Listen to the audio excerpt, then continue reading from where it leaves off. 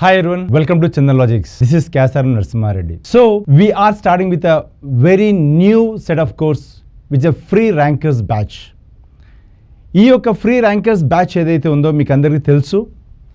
ఇక్కడ ఎస్ఎస్సి 2025కి ఎవరైతే ప్రిపేర్ అవుతున్నారో ఎస్ఎస్సి 2025లో భాగంగా ఉన్నటువంటి ఎగ్జామ్స్ సిజిఎల్ కావచ్చు, సిహెచ్ఎస్ఎల్ కావచ్చు, సిపిఓ కావచ్చు, ఎంటీఎస్ కావచ్చు, జీడీ కావచ్చు, ఈ ఎగ్జామ్స్ అన్నీ ప్రిపేర్ అయ్యే వాళ్ళ కోసం ఒక సిరీస్ ఆఫ్ సెషన్స్ మనం అందిస్తున్నాము.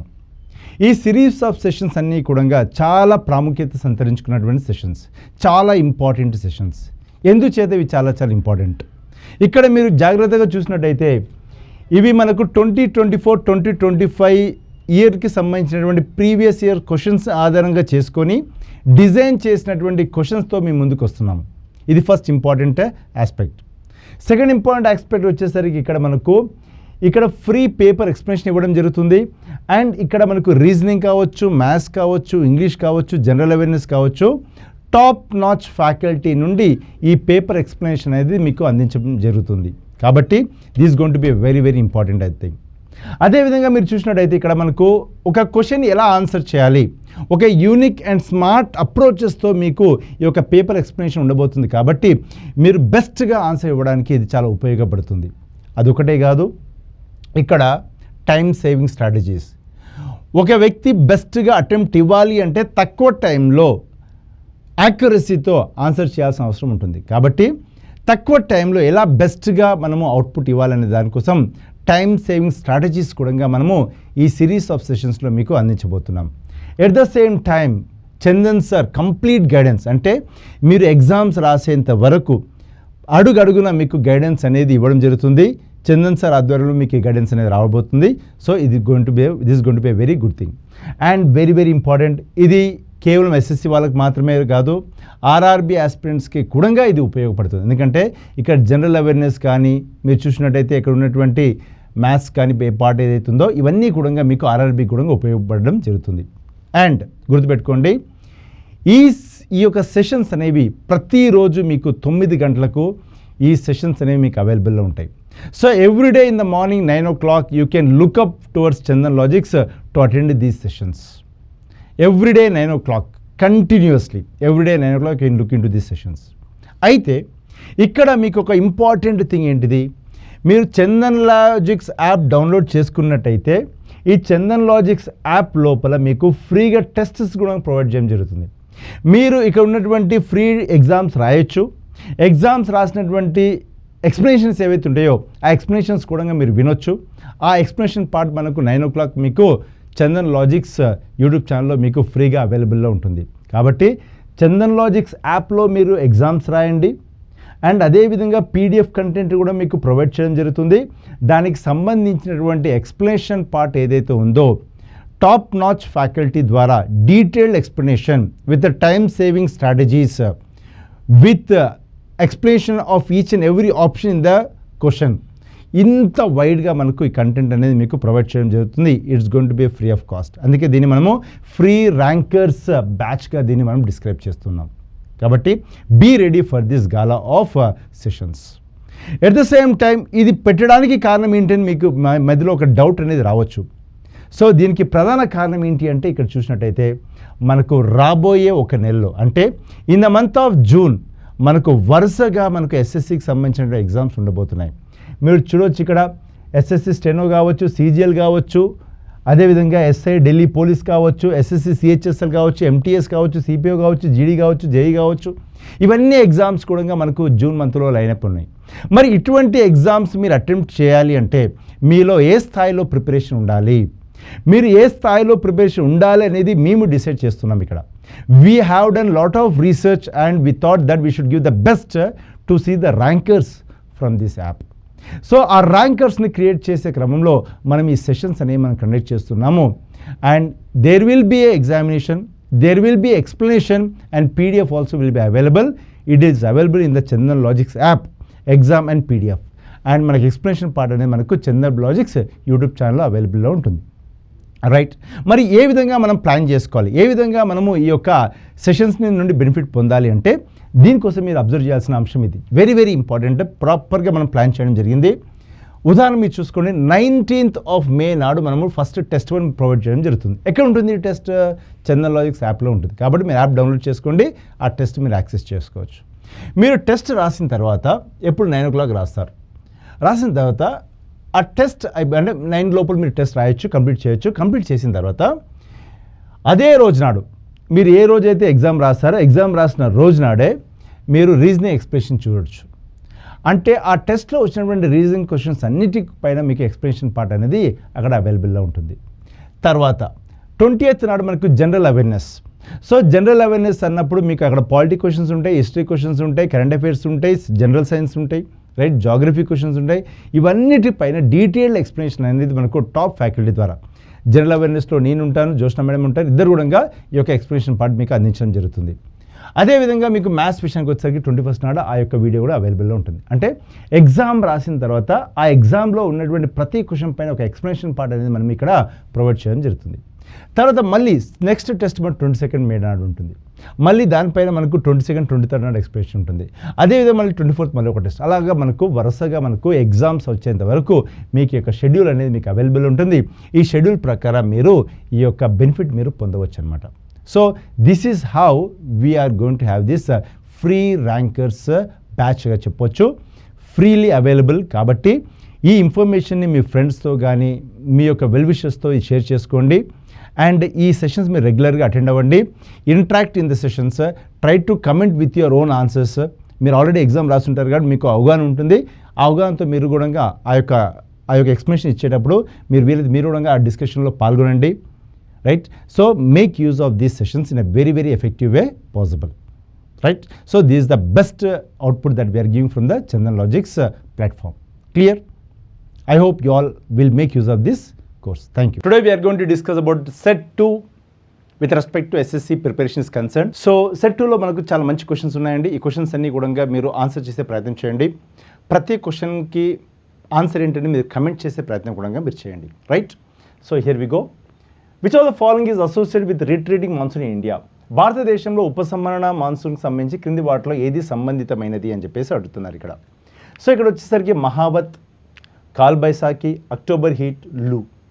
సో ఇది మనకి ఇస్తున్నటువంటి ఆప్షన్స్. ఒకసారి మనకు మాన్సూన్ అంటే ఏంటిది, రిట్రీటింగ్ మాన్సూన్ అంటే ఏంటిది, దీనిపైన మనకు ఒక అవగాహన ఉన్నప్పుడు మనం ఇటువంటి క్వశ్చన్స్ ఆన్సర్ చేయొచ్చు.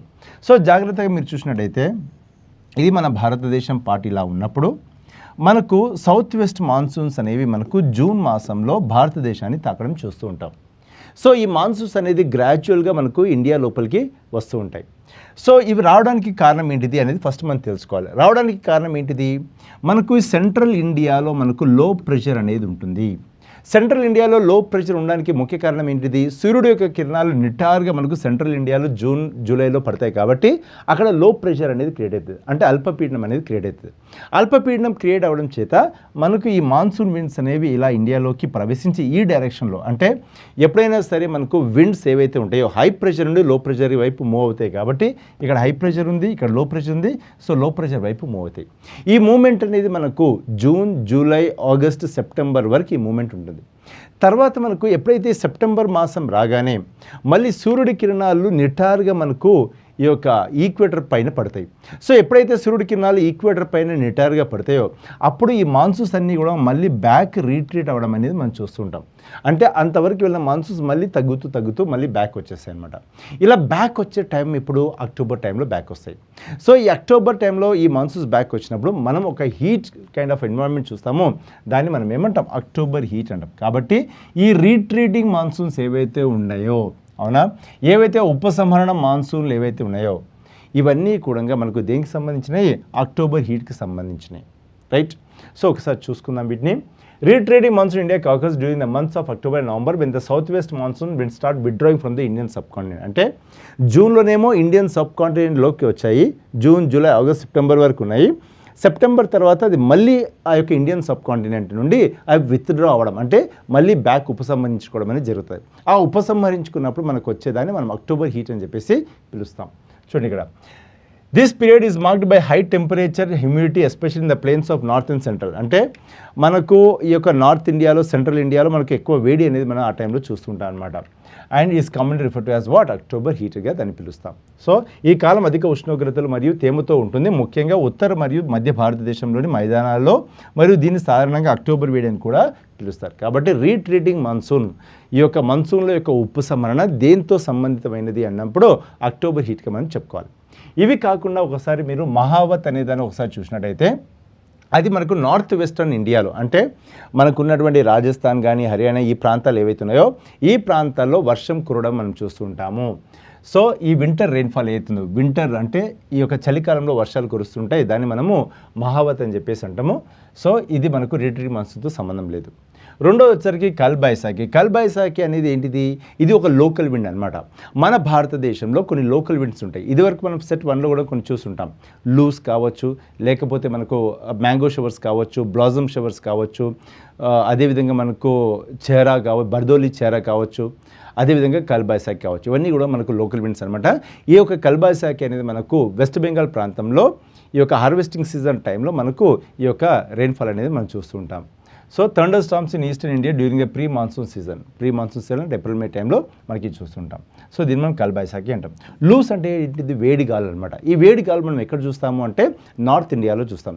ఆ గుజరాత్, రాజస్థాన్, అదేవిధంగా మనకు some part of the western UP కానీ మధ్యప్రదేశ్ కానీ ఈ ప్రాంతాల్లో మనము హాట్ విండ్స్ చూస్తాం. ఇది ఏప్రిల్ మే టైంలో చూస్తుంటాం. దీన్ని మనము లూస్ అని చెప్పేసి పిలుస్తాం. కాబట్టి వీళ్ళు అడుగుతుంది ఏంటి ఇక్కడ, రిట్రీటింగ్ మాన్సూన్కి సంబంధితమైనటువంటి ఏది అంటే అక్టోబర్ హీట్ అనేది దానికి సంబంధితమైనది. Which article of the Indian Constitution provides for protecting and improving the environment and safeguarding the forest and wildlife? పర్యావరణాన్ని పరిరక్షించడం మరియు అభివృద్ధి చేయడం, అటవీలు మరియు వన్యప్రాణులను రక్షించడం కోసం భారత ప్రభుత్వం ఏ రాజ్యాంగంలో ఆర్టికల్ను అందించబడింది అని అడుగుతున్నారు. ఇక్కడ ఆర్టికల్ 47A ఉంది, 47B ఉంది, 48A ఉంది, 49C ఉంది. రైట్.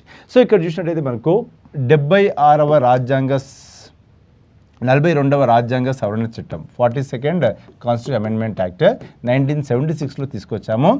ఈ యొక్క 42nd కాన్స్టిట్యూషన్ అమెండ్మెంట్ యాక్ట్ 1976 ద్వారా మనము ఆర్టికల్ 48Aని మనం యాడ్ చేయడం జరిగిందనమాట. ఏం యాడ్ చేసాము? Article 48A. ఈ ఆర్టికల్ 48A అనేది ఏంటిది? ఒక డిపిఎస్పి అంటే డైరెక్టివ్ ప్రిన్సిపల్స్ ఆఫ్ స్టేట్ పాలసీగా దీన్ని మనము చెప్తాం. ఈ డైరెక్టివ్ ప్రిన్సిపల్స్ ఆఫ్ స్టేట్ పాలసీగా ఉన్నటువంటి ఆర్టికల్ 48A ఏదైతుందో 42వ రాజ్యాంగ సవరణ చట్టం ద్వారా 1976 సంవత్సరంలో మనము రాజ్యాంగంలో పొందుపరచడం జరిగిందనమాట. దీని ద్వారా పర్యావరణాన్ని కాపాడుకోవాలి అనే ఒక అంశాన్ని మనము డిపిఎస్పిలో చేర్చడం జరిగింది. ఒకసారి చూడండి ఇక్కడ article 48A was added to the DPSPs through 42nd constitution amendment act of 1976. 1976 సంవత్సరంలో ఆర్టికల్ 48A ద్వారా మనము ఈ యొక్క రాజ్యాంగ సవరణ మనం చేపట్టడం జరిగింది. అదేవిధంగా చూసినట్టయితే ఏమంటుంది అది? The state shall endeavour to protect and improve the environment and to safeguard the forest and wild life of the country. అంటే మన దేశంలో ఉన్నటువంటి అడవులు కానీ వన్యప్రాణులు ఏవైతే ఉన్నాయో వాటి యొక్క సంరక్షణకు ప్రభుత్వం చర్యలు చేపట్టాలి. ఇక్కడ స్టేట్ అంటే ఇక్కడ ప్రభుత్వంగా మనం చూడాలన్నమాట. సో అదే ఇక్కడ చెప్పడం జరిగింది. కాబట్టి ఆన్సర్ ఏంటి మనకు? Article 48A. మరి ఆర్టికల్ 46A, 47B, 49C ఉన్నాయంటే ఇవి మనకు ఆర్టికల్స్ లేవన్నమాట. ఇది ఉట్టిగా ఆప్షన్స్ పెట్టడం జరిగింది. నెక్స్ట్ చూడండి. The Atal Innovation Mission was launched in the year. Atal Innovation Mission ఏ సంవత్సరంలో ప్రారంభించబడింది అని చెప్పేసి ఇక్కడ ప్రశ్న అడుగుతున్నారు. 2021, 2016, 2014, 2004. సో ఆన్సర్ ఏంటి మనకి ఇక్కడ? 2016 is the right answer. So ఇక్కడ Atal Innovation Mission very very very very important. Atal Innovation Mission ఏదైతే ఉందో ఏఐఎం అని చెప్పేసి అంటాం. ఇది నీతి ఆయోగ్ వాళ్ళు. ఎవరండి? నీతి ఆయోగ్ వాళ్ళు. నీతి ఆయోగ్ వాళ్ళు ఈ యొక్క అటల్ ఇన్నోవేషన్ మిషన్ ద్వారా ఈ దేశంలో ఉన్నటువంటి మేధో సంపత్తి ఏదైతుందో దాన్ని సద్వినియోగం పరచుకోవడానికి, ఆ మేధో సంపత్తిని ఉపయోగించుకొని తద్వారా ఈ దేశంలో ఉన్నటువంటి సవాళ్లకు పరిష్కారాలు కనుగొనడానికి ఈ అటల్ ఇన్నోవేషన్ మిషన్ని తీసుకురావడం జరిగింది. దీంట్లో భాగంగా మనకు చాలా అంశాలు ఉంటాయి. ఉదాహరణకు అటల్ టింకరింగ్ ల్యాబ్స్ అని ఉంటుంది, అదేవిధంగా అటల్ ఇంక్యుబేషన్ సెంటర్స్ అని ఉంటాయి, అటల్ మెంటర్స్ అని చెప్పేసి అది ఒక ప్రోగ్రామ్ ఉంటుంది, అటల్ ఇన్నోవేషన్ ఛాలెంజ్ అని చెప్పేసి అది ఒకటి ఉంటుంది. ఇలా పలు రకాల స్కీమ్స్ అనేవి సబ్ స్కీమ్స్ అనేవి మనకు అటల్ ఇన్నోవేషన్ మిషన్ ద్వారా ఉంటాయి. ఉదాహరణకు మీరు అటల్ టింకరింగ్ ల్యాబ్స్ తీసుకున్నారనుకోండి, కేంద్ర ప్రభుత్వానికి సంబంధించినటువంటి పాఠశాలలు ఏవైతే ఉన్నాయో, సెంట్రల్ గవర్నమెంట్ స్పాన్సర్డ్ స్కూల్స్ ఏవైతే ఉన్నాయో, ఈ స్కూల్స్లో they are setting up labs called Atal tinkering labs. And these labs are used to tap the innovative potential of the student community. అంటే విద్యార్థుల మెదడులో ఉన్నటువంటి మంచి మంచి ఆలోచనలు ఒడిసిపట్టి దాని ద్వారా ఈ సమాజంలో ఉన్నటువంటి చాలా సమస్యలకు పరిష్కారాలు కనుగొనే విధంగా దీన్ని ఉపయోగించుకోవాలి అని చెప్పేసి ఈ ఒక అటల్ టింకరింగ్ ల్యాబ్స్ స్థాపించడం జరిగింది. దీన్ని రీసెంట్గా మెటా అంటే ఎవరు, ఫేస్బుక్, వీళ్ళు ఏటీఎల్ని ఎఫ్టీఎల్గా వాళ్ళు అప్గ్రేడ్ చేస్తున్నారు. ఎఫ్టీఎల్ అంటే ఏంటిది, ఇక్కడ ఫ్రాంటియర్ టెక్నాలజీ ల్యాబ్స్. ఏంటది, ఫ్రాంటియర్ టెక్నాలజీ ల్యాబ్స్. ఇంకొక ఇంపార్టెంట్ అంశం ఏంటిది, ఈ రీసెంట్ బడ్జెట్లో కూడా 50,000 పైగా ఏటీఎల్స్ని రాబోయే 5 సంవత్సరాలు ఏర్పాటు చేయాలని చెప్పేసి ప్రభుత్వం బడ్జెట్లో కూడా ప్రకటించడం జరిగింది. సో అలాగా మీరు చూసినట్లయితే 2016 సంవత్సరంలో స్టార్ట్ అయినటువంటి అటల్ ఇన్నోవేషన్ మిషన్ ద్వారా చాలా కార్యక్రమాలు చేపడుతున్నాము. So Atal Innovation Mission was launch in 2016 by the government of India under NITI Aayog. చెప్పాను కదా, the mission aims to foster a culture of innovation, నవకల్పన, ఆంటర్ప్రీనర్షిప్, కొత్త పరిశ్రమల ఏర్పాటును చేసుకునే ఒక తత్వం అనమాట. Across the country it focus on creating ecosystem that promotes creativity, problem solving of students and MSMEs and startups. అంకుర సంస్థలు కానీ లేకపోతే మైక్రో స్మాల్ మీడియం ఎంటర్ప్రైజెస్, సూక్ష్మ చిన్న మధ్యతర పరిశ్రమలు ఏవైతే ఉన్నాయో వీటి ద్వారా ఒక ఇన్నోవేషన్ని ప్రమోట్ చేయడానికి ఈ యొక్క అటల్ ఇన్నోవేషన్ మిషన్ ఏర్పాటు చేసుకోవడం జరిగింది. దీని ద్వారా మీరు చూసినట్టయితే మనకు అటల్ టింకరింగ్ ల్యాబ్స్ ఉన్నాయి, మీకు చెప్పాను కదా, విద్యార్థుల్లో ఉన్నటువంటి క్రియేటివిటీని బయటికి తీయాలని చెప్పేసి ఈ అటల్ టింకరింగ్ ల్యాబ్స్.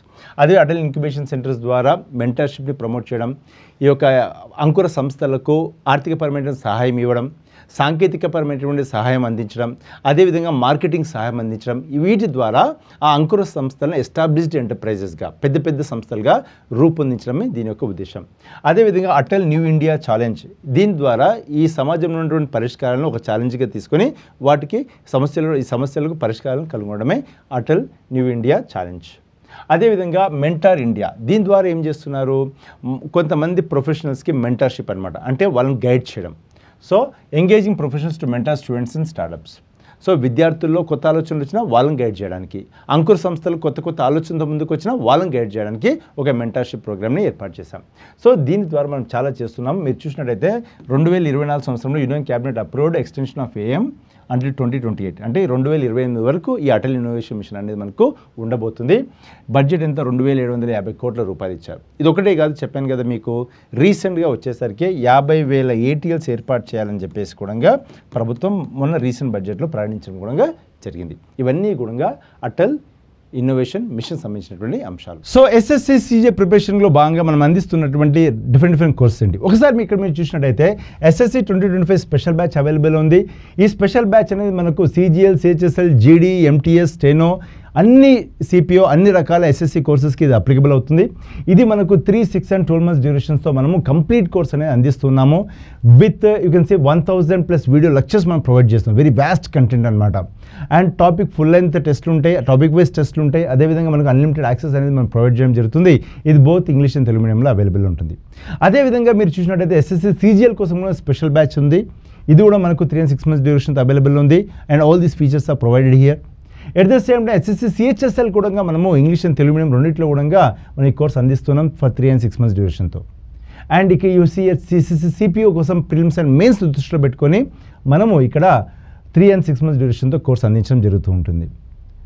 అండ్ ఇక్కడ ఎస్ఎస్సి జీడీ కోసం 2025 కోసం మనకు స్పెషల్ బ్యాచ్ ఉంది. ఇక్కడ 700+ hours వీడియో లెక్చర్స్తో ఇది కూడా మనకు 3 and 6 months డ్యూరేషన్తో కోర్స్ అవైలబుల్ ఉంది బోత్ ఇంగ్లీష్ అండ్ తెలుగు మీడియంలో. And then you got SSC MTS 2025 available. ఇది is also available for both English and Telugu medium. ఇక్కడ ఇది కూడా మనకు 3 and 6 months డ్యూరేషన్తో మనకు ఈ కోర్స్ అనేది కంప్లీట్ కోర్స్ అనేది మనం ప్రొవైడ్ చేయడం జరుగుతుంది. అండ్ ఫైనల్ ఎస్ఎస్సి జేఈ కోసం కూడా మనకి ఇంగ్లీష్ అండ్ తెలుగు మీడియంలో 3 and 6 months డ్యూరేషన్తో మన కోర్స్ అవైలబుల్ ఉంది. ఇది కూడా మీరు చూసినట్టయితే 1100+ hours ఆఫ్ వీడియో లెక్చర్స్ మనకు ఎస్ఎస్సి జేఈ కింద, ఎందుకంటే ఇక్కడ మన టెక్నికల్ కూడా యాడ్ అవుతుంది కాబట్టి దాన్ని దృష్టిలో పెట్టుకొని మనము ఈ కోర్స్ అనేది అందించడం జరుగుతుంది అనమాట. రైట్. అండ్ ఎస్ఎస్సి స్టెనోగ్రాఫర్ కోసం స్పెషల్ బ్యాచ్ అవైలబుల్ ఉంది ఫర్ 3, 6 months డ్యూరేషన్తో. రైట్.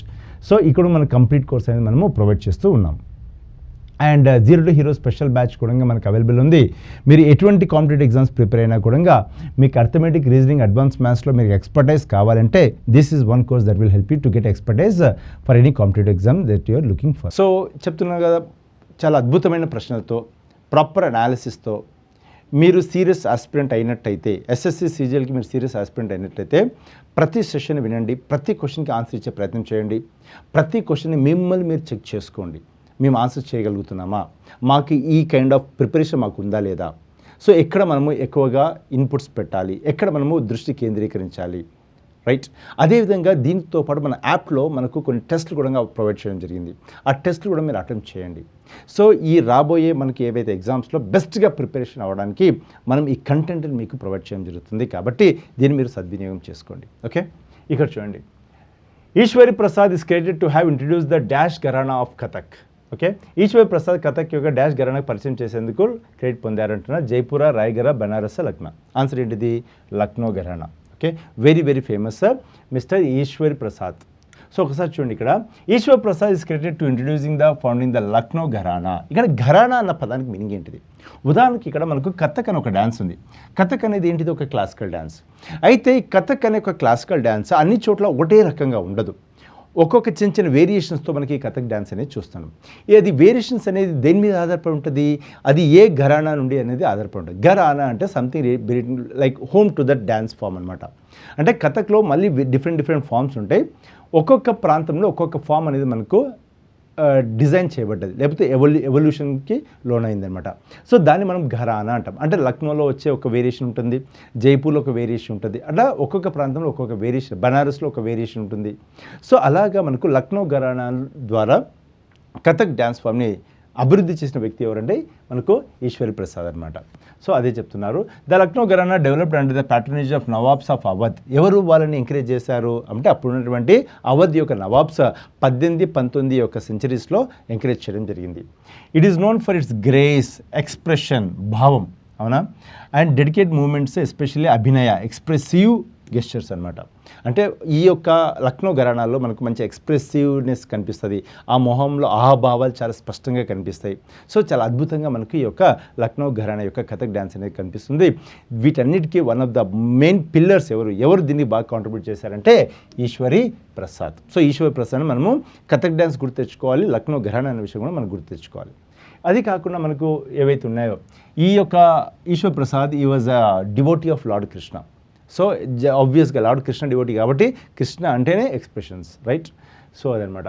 ఇది కాకుండా Jaipur gharana is also known for technical ఆస్పెక్ట్స్కి చాలా ఫేమస్. అదేవిధంగా రాయ్గఢ్ ఘరానా వచ్చేసరికి వివిధ ప్రాంతాల నుండి మేళవింపుగా మనకు రాయ్గఢ్ ఘరానా మనకు కనిపిస్తుంటుంది. బనారస్ ఘరానాలో ఒక రిథమ్స్ ఉంటాయన్నమాట, స్పెసిఫిక్ రిథమిక్ ప్యాటర్న్స్ అనేవి మనకు కనిపిస్తాయి ఇక్కడ బనారస్ ఘరానాలో. సో ఇవి దీనికి సంబంధించిన ఇంపార్టెంట్ అంశాలు. సో ఆన్సర్ ఏంటిది అంటే Ishwar Prasad related to Lucknow gharana of Kathak dance. Which of the following is an example of the eastern coast port అని చెప్పేసి అడుగుతున్నారు ఇక్కడ. ఓకే, సో కింది వాటిలో ఇది తూర్పు తీర పోర్టు ఉదాహరణ అని అడుగుతున్నారు. ముంబై పోర్ట్ ఇచ్చారు, చెన్నై పోర్ట్ ఇచ్చారు, మర్మగోవా పోర్ట్ ఇచ్చారు, న్యూ మ్యాంగ్లూర్ పోర్ట్ కూడా ఇవ్వడం జరిగింది. సో ఇక్కడ జాగ్రత్త చూడండి, మనకు సముద్ర తీరం అనేది ఉంటుంది. సో సముద్ర తీరంలో మనకు ఉన్నటువంటి పోర్ట్స్ ఏవి ఉన్నాయంటే, మనకు ఎక్కడైతే మనకు గుజరాత్ ఉందో ఇక్కడ మనకు కాండ్లా పోర్ట్ ఉంటుంది, అవునా. అదే మనకు మహారాష్ట్ర విషయానికి వచ్చేసరికి జేఎన్పీటీ పోర్ట్ ఉంటుంది, దాంతోపాటు ముంబై పోర్ట్ ఉంటుంది. అదేవిధంగా మనకు గోవాలో మర్మగోవా పోర్ట్ ఉంటుంది. అదేవిధంగా కర్ణాటకలో మనకు వచ్చేసరికి న్యూ మ్యాంగ్లూర్ పోర్ట్ ఉంటుంది. అండ్ అదేవిధంగా మన కేరళలో కొచ్చిన్ పోర్ట్ ఉంటుంది. ఇక్కడ మనకు తమిళనాడు విషయానికి రాగానే 3 పోర్టులు మనకు వరుసగా ఉంటాయి. ఒకటి వచ్చేసరికి మనకు చెన్నై పోర్ట్, రెండోది వచ్చేసరికి మనకు ఎన్నూర్ పోర్ట్, మూడోది వచ్చేసరికి మనకు టుటికాన్ పోర్ట్ ఉంటుంది, ఫేమస్ పోర్ట్స్. అదేవిధంగా మనకు ఆంధ్రప్రదేశ్లో కృష్ణపట్నం పోర్ట్ ఉంటుంది, అదేవిధంగా వైజాగ్ పోర్ట్ కూడా ఉంటుంది. ఇక్కడ మనకు పారాదీప్ పోర్ట్ ఉంటుంది. అండ్ వెస్ట్ బెంగాల్ వచ్చేసరికి మనకు హల్దియా పోర్ట్ అనేది ఉంటుంది. ఇవి మనకు ఉన్నటువంటి పోర్ట్స్. అంటే మనకు వెస్ట్ కోస్ట్లో ఉన్న పోర్ట్స్ ఏవి అంటే Kandla, JNPT, Mumbai, Mormugao, New Mangalore port, Cochin port. So వీళ్ళు అడుగుతున్నది ఏంటి? Example of the eastern coast అంటున్నారు. అంటే వెస్ట్ కాదు, ఈస్ట్ కావాలి వాళ్ళకు. మరి ముంబై పోర్ట్ వెస్టా ఈస్టా? వెస్ట్. Chennai port east. మనకు Mormugao port west, New Mangalore port west. So answer ఏంటి మనకు Chennai port is the right answer. అయితే చెన్నై పోర్ట్కి ఉన్నటువంటి విశిష్టత ఏంటిది? It is the first artificial port in the country. It is the first artificial port in the country. First artificial port in the country ఏది? Chennai port. Chennai port is the first artificial port in the country. ఇది గుర్తుపెట్టుకోవాలి మనం. First corporate port in the country ఏది అంటే answer ఏంటి మనకు? Ennore port. First LNG container facility ఉన్నటువంటి port ఏది అంటే ఆన్సర్ ఏంటిది? Cochin port. First geo tagging facility ఉన్న పోర్ట్ ఏది అంటే answer is JNPT port. టైడల్ based port ఏది అంటే ఆన్సర్ ఏంటిది? కాండ్లా పోర్ట్. అదేవిధంగా మనకు రివర్ బేస్డ్ పోర్ట్ ఏది అంటే హల్దియా పోర్ట్. సో ఇవన్నీ కూడా మనకు వీటికి ఉన్నటువంటి విశిష్టతలు. సో చూడండి, ఇండియాస్ 2 మెయిన్ కోస్టల్ రీజన్స్. భారతదేశం 2 ప్రధాన తీర ప్రాంతాలు ఉన్నాయి. అది వచ్చి eastern Coast, western Coast. Eastern Coast అంటే బే ఆఫ్ బెంగాల్, వెస్టర్న్ కోస్ట్ అంటే అరేబియన్ సీ. అండ్ ఇక్కడ చూసినట్టు Chennai port is located on the southern Coast. అది చెప్పాము మనం. So it's one of the oldest and most important ports of the eastern Coast.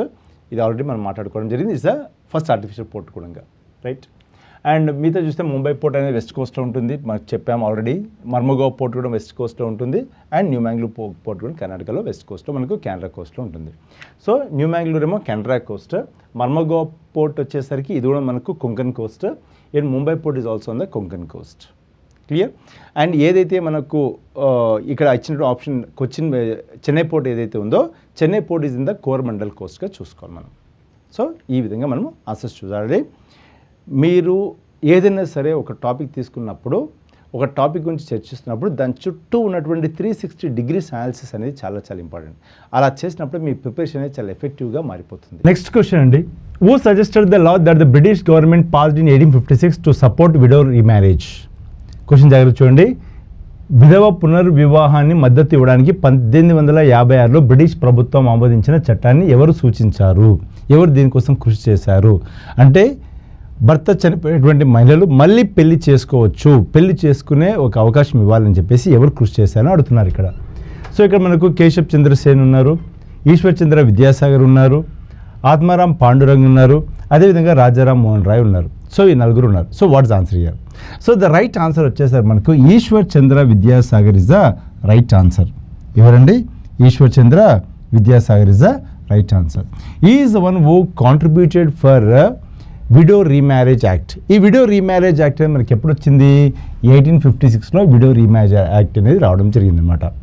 అదేవిధంగా ఇక్కడ చూసినటువంటి కేశవ్ చంద్ర సేన్ ఎవరైతే ఉన్నారో is related to Brahmo Samaj. దీనికి సంబంధించిన వ్యక్తి బ్రహ్మ సమాజ్కి సంబంధించినటువంటి వ్యక్తి.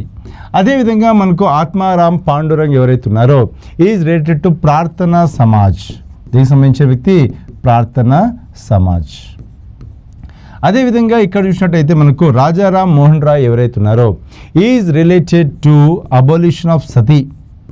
Abolition of Sati act. Abolition of Sati act అనేది మనకు 1829లో తీసుకురావడం జరిగింది, రైట్. సో విలియం బెంటిక్ అప్పుడు మనకు గవర్నర్ జనరల్గా ఉన్నారు. ఈ contributed for abolition of Sati act with the help of William Bentinck. So ఈ విధంగా మనకు రాజారాం మోహన్ రాయ్ కూడా ఇంపార్టెంట్. కానీ ఇక్కడ రైట్ ఆన్సర్ ఏంటి మనకు? Ishwar Chandra Vidyasagar is the right answer. So ఇట్లాగా మీరు ఏదైనా ఒక చదువుకునేటప్పుడు ఏ ఆప్షన్ వచ్చినా కూడా దానికి సంబంధించినటువంటి ఏదైనా అడిషనల్ ఇన్ఫర్మేషన్, ఇంపార్టెంట్ ఇన్ఫర్మేషన్, అంటే కొన్ని అన్ని ఆప్షన్స్ ఇంపార్టెంట్ ఉండకపోవచ్చు, బట్ ఇంపార్టెంట్ ఆప్షన్స్ ఉన్నప్పుడు దానికి సంబంధించినటువంటి ఎగ్జామ్ పాయింట్ ఆఫ్ వ్యూలో అడగడానికి అవకాశం ఉన్నటువంటి క్వశ్చన్స్, అటువంటి ఆప్షన్స్ యొక్క డీటెయిల్స్ మనం తెలుసుకోవాలి. ఎందుకంటే ప్రతిసారి మనకి ఎగ్జామ్లో బ్రహ్మ సమాజ్ పైన రావచ్చు, ప్రార్థనా సమాజ్ పైన రావచ్చు, రైట్. సో ఈ విధంగా అవి మనకి ఇంపార్టెంట్ అవుతాయి. ఒకసారి డీటెయిల్గా చూద్దాం. ఇక్కడ Ishwar Chandra Vidyasagar was a prominent social reformer in the 19th century in Bengal and he strongly advocated for widow remarriage and worked tirelessly to change the Indian societal norms. అంటే అప్పటి వరకు ఉన్నటువంటి భారతదేశం యొక్క సామాజిక పరిస్థితుల ప్రకారము భర్త చనిపోయినటువంటి మహిళ జీవితాంతం అలానే ఉండాలి. సో ఇటువంటివి ఇలా ఉండాల్సిన అవసరం లేదు, తన జీవితాన్ని కోల్పోవాల్సిన అవసరం లేదు, మళ్ళీ తను పెళ్లి చేసుకోవచ్చు అని చెప్పేసి ఎవరు చెప్పండి? ఈశ్వర్ చంద్ర విద్యాసాగర్ ఇటువంటి అంశాన్ని ముందుకు తీసుకురావడం జరిగింది. అదేవిధంగా చూడండి, బ్రిటిష్ వాళ్ళకి పిటిషన్స్ పెట్టాడనమాట. అంటే అమ్మాయిలు పెళ్లి చేసుకోవచ్చు అని చెప్పేసి చరిత్రలో ఉన్న అంశాలు కూడా ఆయన ముందు తీసుకొచ్చారు. ఎందుకంటే ఊరికే ఈ యాక్ట్ తీసుకురండి, వీళ్ళకి మళ్ళీ పునర్వివాహం చేస్తామంటే సొసైటీ ఒప్పుకోకపోవచ్చు. కానీ మనకు స్క్రిప్చర్స్లో మనకు ఉన్నటువంటి ఏవైతే మహాభారత్ లాంటివి ఏవైతే ఉంటాయో ఇటువంటి వాటిలో నుండి ఏవైనా సందర్భాలు ఉంటే అటువంటి సందర్భాలను ఆయన కోట్ చేయడం జరిగిందనమాట. సో అట్లాగా స్ట్రెంథెన్ చేయడానికి ఇటువంటి ప్రయత్నం చేశారు. So as a result the act was passed in the year 1856 by the British government. ఇది విడో రీమ్యారేజ్ యాక్ట్. క్వశ్చన్ ఇంకో రకంగా కూడా అడగొచ్చు. ఎలా అడగొచ్చు? విడో రీమ్యారేజ్ యాక్ట్ ఎప్పుడు పాస్ చేశారని అడుగుతారు. 1856లో పాస్ చేశారు. సో అదొకటి. అదేవిధంగా మీకు చూసినట్టయితే కేశవ్ చంద్ర సేన్ ఎవరైతే ఉన్నారో is related to what? Brahmo Samaj. Is related to Brahmo Samaj. అదేవిధంగా Atmaram Pandurang is related to Prarthana Samaj. Prarthana Samaj. And అదేవిధంగా మీరు చూసినట్టయితే ఇక్కడ Rajaram Mohan Roy is known for enacting act called as abolition of sati. Very very very important. అవునా? Is a key person in banning the sati. ఎప్పుడు ban చేశారు? 1829లో ban చేయడం జరిగింది. రైట్. సో ఈ విధంగా మనకు ఈ యొక్క డిఫరెంట్ సోషల్ రిఫార్మ్ మూమెంట్స్లో భాగంగా అడిగేటువంటి ప్రశ్న. కాబట్టి ఈ ప్రశ్న చూసిన తర్వాత మీరు ఇమ్మీడియట్గా ఏం చేయాలి? యూ షుడ్ ఆల్వేస్ కాన్సన్ట్రేట్ మన ఇండియన్ హిస్టరీలో, మనకు ఉన్నటువంటి మిడివల్ హిస్టరీలో సోషల్ రిఫార్మ్ మూమెంట్స్ ఏవేవి ఉన్నాయి, ఇటువంటివి షార్ట్ లిస్ట్ చేసుకొని దానికి సంబంధించిన అంశాలు మొత్తం కూడా చదువుకోవాలి. ఈ సందర్భంలోనే చదువుకున్నప్పుడు మీకు బాగా గుర్తుంటుంది కూడా. Right. So that is how you have to make your preparation more effective. Pulakeshin two assume the title of Dakshinapatheshwara after defeating which of the following rulers అంటున్నారు. Okay, very very important.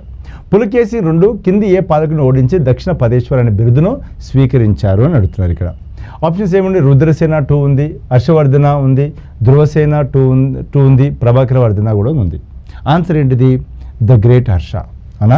So Harshavardhana ఎవరైతే ఉన్నారో నార్త్ ఇండియా మొత్తం కూడా తన యొక్క ఆధిపత్యాన్ని చూపించేసి south India కూడా ఎక్స్పాండ్ అవుతున్న క్రమంలో ఆయన ఎవరిని ఎదుర్కొనాల్సి వచ్చింది?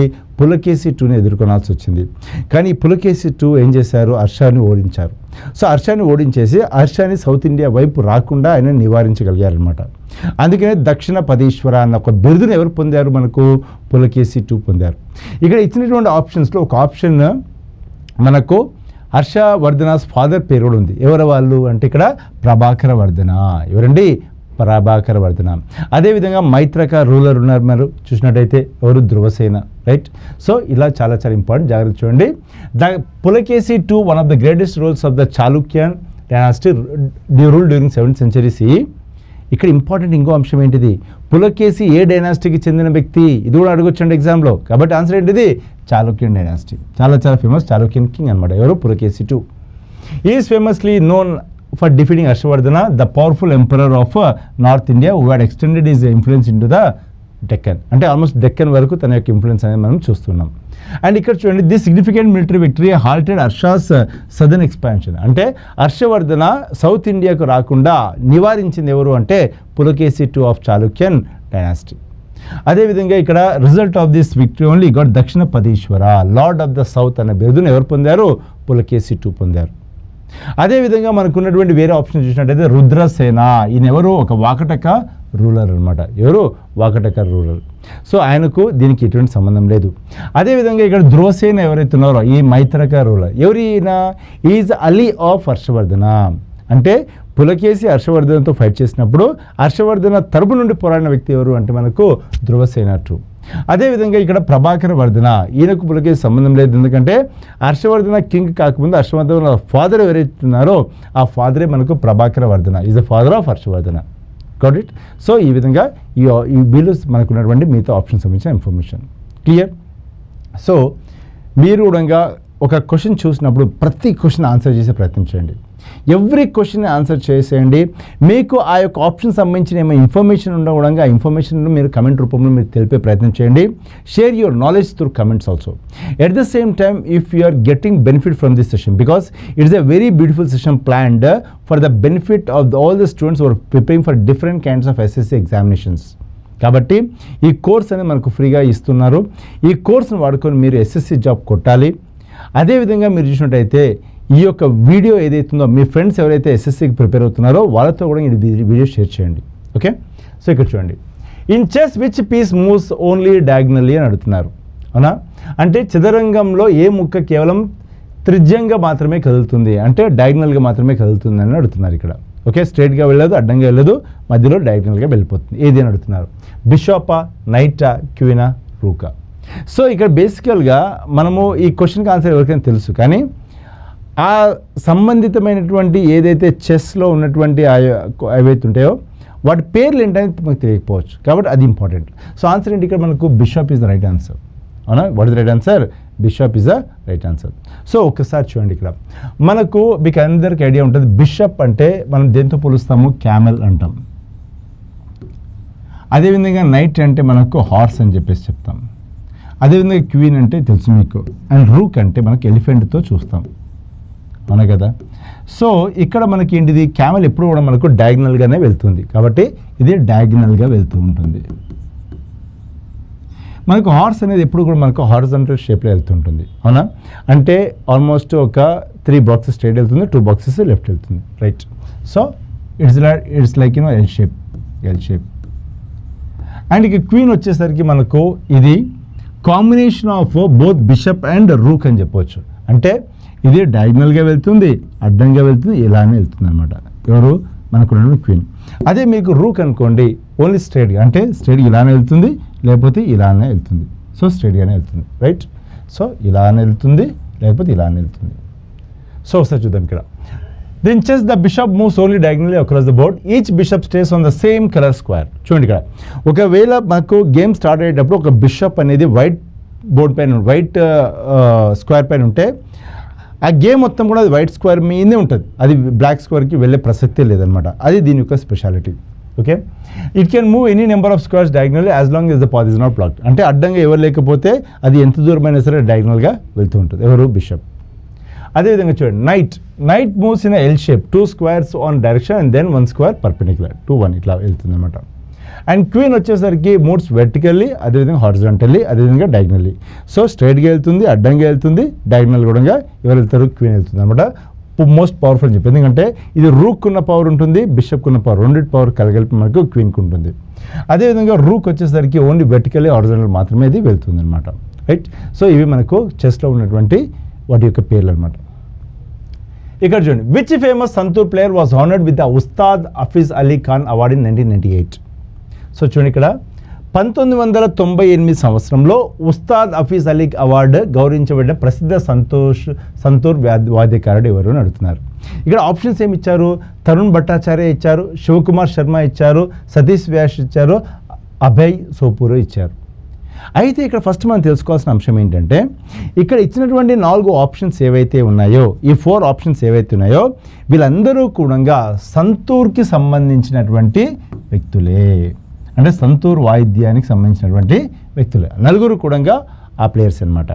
అయితే ఇక్కడ వీళ్ళు అడుగుతున్నది ఏంటిది? హఫీజ్ అలీ ఖాన్ అవార్డు 1998 సంవత్సరంలో ఎవరికి ఇచ్చారని అడుగుతున్నారు. ఆన్సర్ ఏంటిది? పండిత్ శివకుమార్ శర్మకి ఇచ్చారు.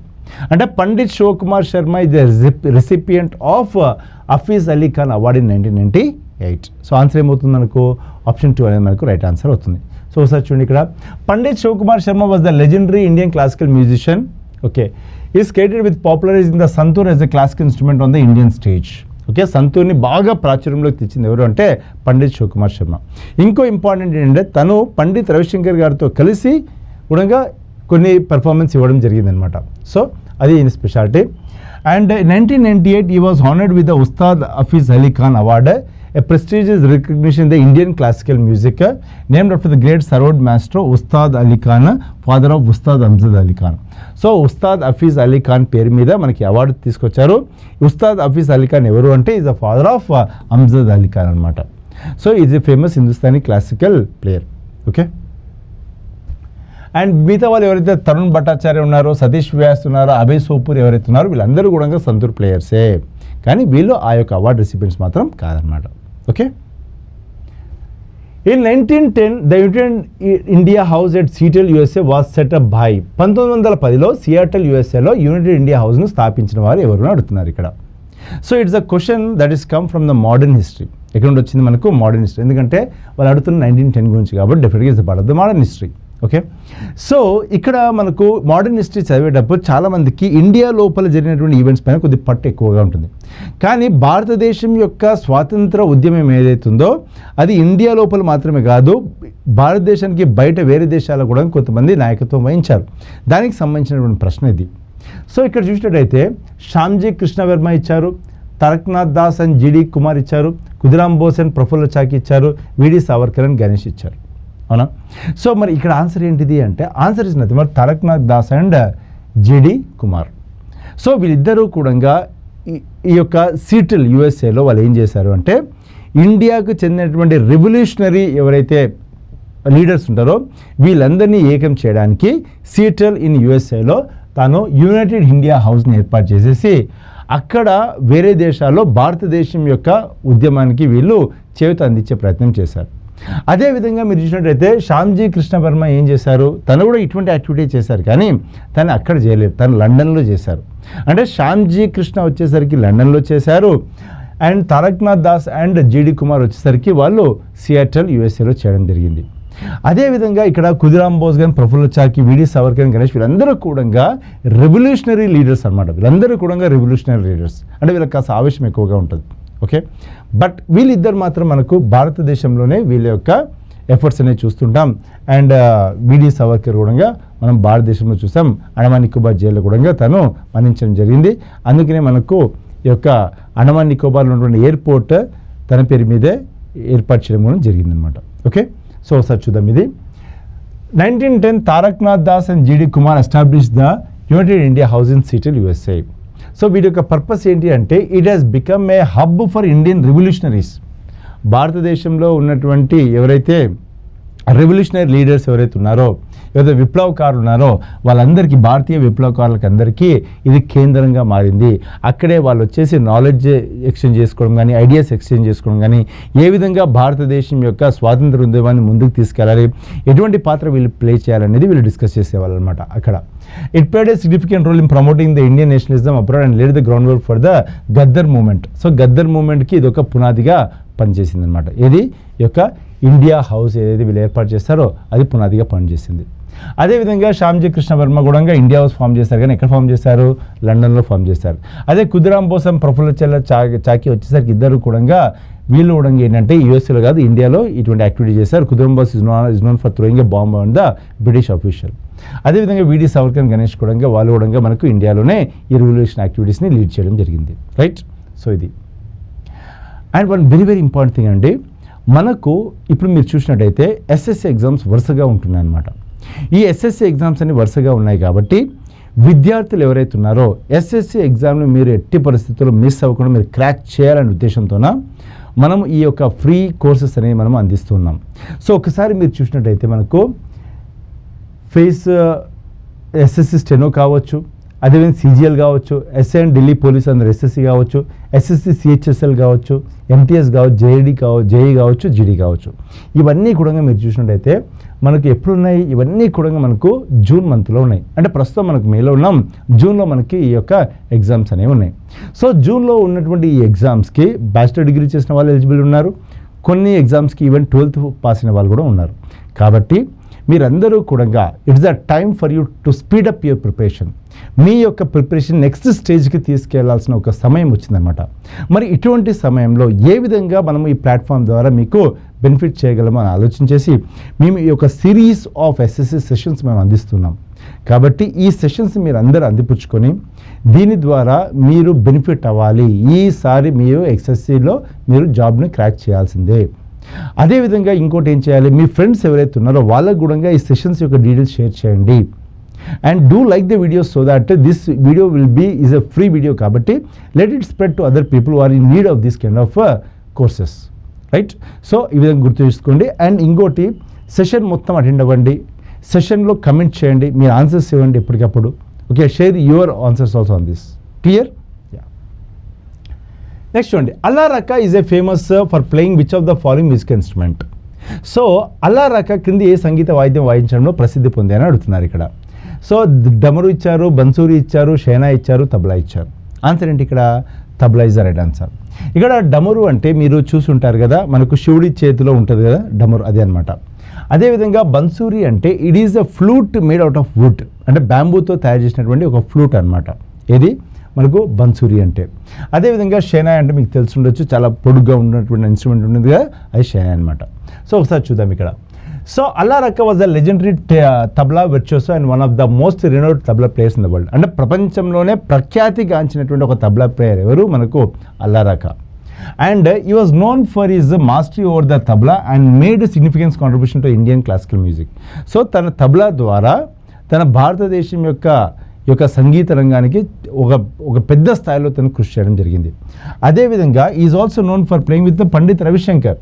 Okay, and is performance wear completely confined to what Hindi classical music. So it's not Carnatic, it's a Hindi classical music అనమాట. So అల్లరక is related to which instrument? Tabla. గుర్తుపెట్టుకోండి, చాలా చాలా ఇంపార్టెంట్ తబలా. అదేవిధంగా మీరు చూసినట్టయితే డమరు అనేది చెప్పాను కదా, శివుడి యొక్క చేతిలో ఉన్నటువంటిది, అది ఒక ఇన్స్ట్రుమెంట్ ఉంటుంది, అది డమరు అంటాం. And bansuri flute made out of bamboo అని చెప్పాను. It's a flute made out of bamboo. Very very famous person ఎవరు అంటే హరిప్రసాద్ చౌరాసియా అండి. Hariprasad Chaurasia is called as the flute king of India. Is called as the flute king అనమాట. So very very very famous Hariprasad Chaurasia. ఈ పేరుతో చాలాసార్లు మన ఎగ్జామ్స్లో క్వశ్చన్స్ వచ్చాయి. హరిప్రసాద్ చౌరాసియా ఫ్లూట్, గుర్తుపెట్టుకోండి. అదేవిధంగా షేనా ఏదైతే ఉందో, Bismillah Khan, very very famous. Ustad Bismillah Khan is very very famous in north India. Okay, next చూడండి ఇక్కడ. Makar Sankranti is a festival dedicate to which of the following lords అని చెప్పేసి అడుగుతున్నారు. మకర సంక్రాంతి కింద ఏ దేవుడికి అంకితమైనటువంటి పండగ అని అడుగుతున్నారు ఇక్కడ. గణేశనా, సూర్యనా, చంద్రనా, ఇంద్రనా? ఆన్సర్ ఏంటిది? సూర్య. అవునా? సో మీరు చూసినట్టయితే మనకు మకర సంక్రాంతి ఎప్పుడు ఉంటుంది? జనరల్గా మకర సంక్రాంతి మనకు ఈ యొక్క జనవరి మాసంలో ఉంటుంది. అయితే మీకు అందరికీ ఒక ఐడియా ఉండొచ్చు, there is something called as a winter solstice and summer solstice అంటాం, రైట్? అంటే భూమి ఇలా సూర్యుడు ఉన్నారనుకోండి, భూమి ఇక్కడ ఉండొచ్చు, భూమి ఇక్కడ ఉండొచ్చు, భూమిని వెనకాలంటే ఇక్కడ పెడదాం, ముందలంటే ఇక్కడ పెడదాం. సో ఇవి రెండు పక్కన పెట్టేసి ఫస్ట్ ఇవి చూడండి. మన యాక్సిస్ ఇలా ఉంటుంది, మన యాక్సిస్ ఇలా ఉంటుంది.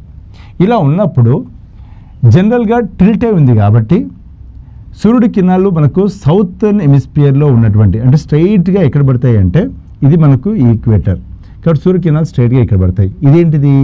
23.5 degrees సౌత్, 23.5 degrees అంటే ట్రాపిక్ ఆఫ్ క్యాప్రికాన్. మరి భూమి ఇక్కడ ఉన్నప్పుడు ఏమవుతుంది? మనకు ఇలా ఉంది, సో ఇక్కడ పడతాయి. ఇదేంటిది? Tropic of cancer, tropic of cancer. ఇదేమో ట్రాపిక్ ఆఫ్ క్యాప్రికాన్. సో ఈ 22 డిసెంబర్ మనకి దాని తర్వాత ఏమొస్తుంది? మకర సంక్రాంతి వస్తుంది.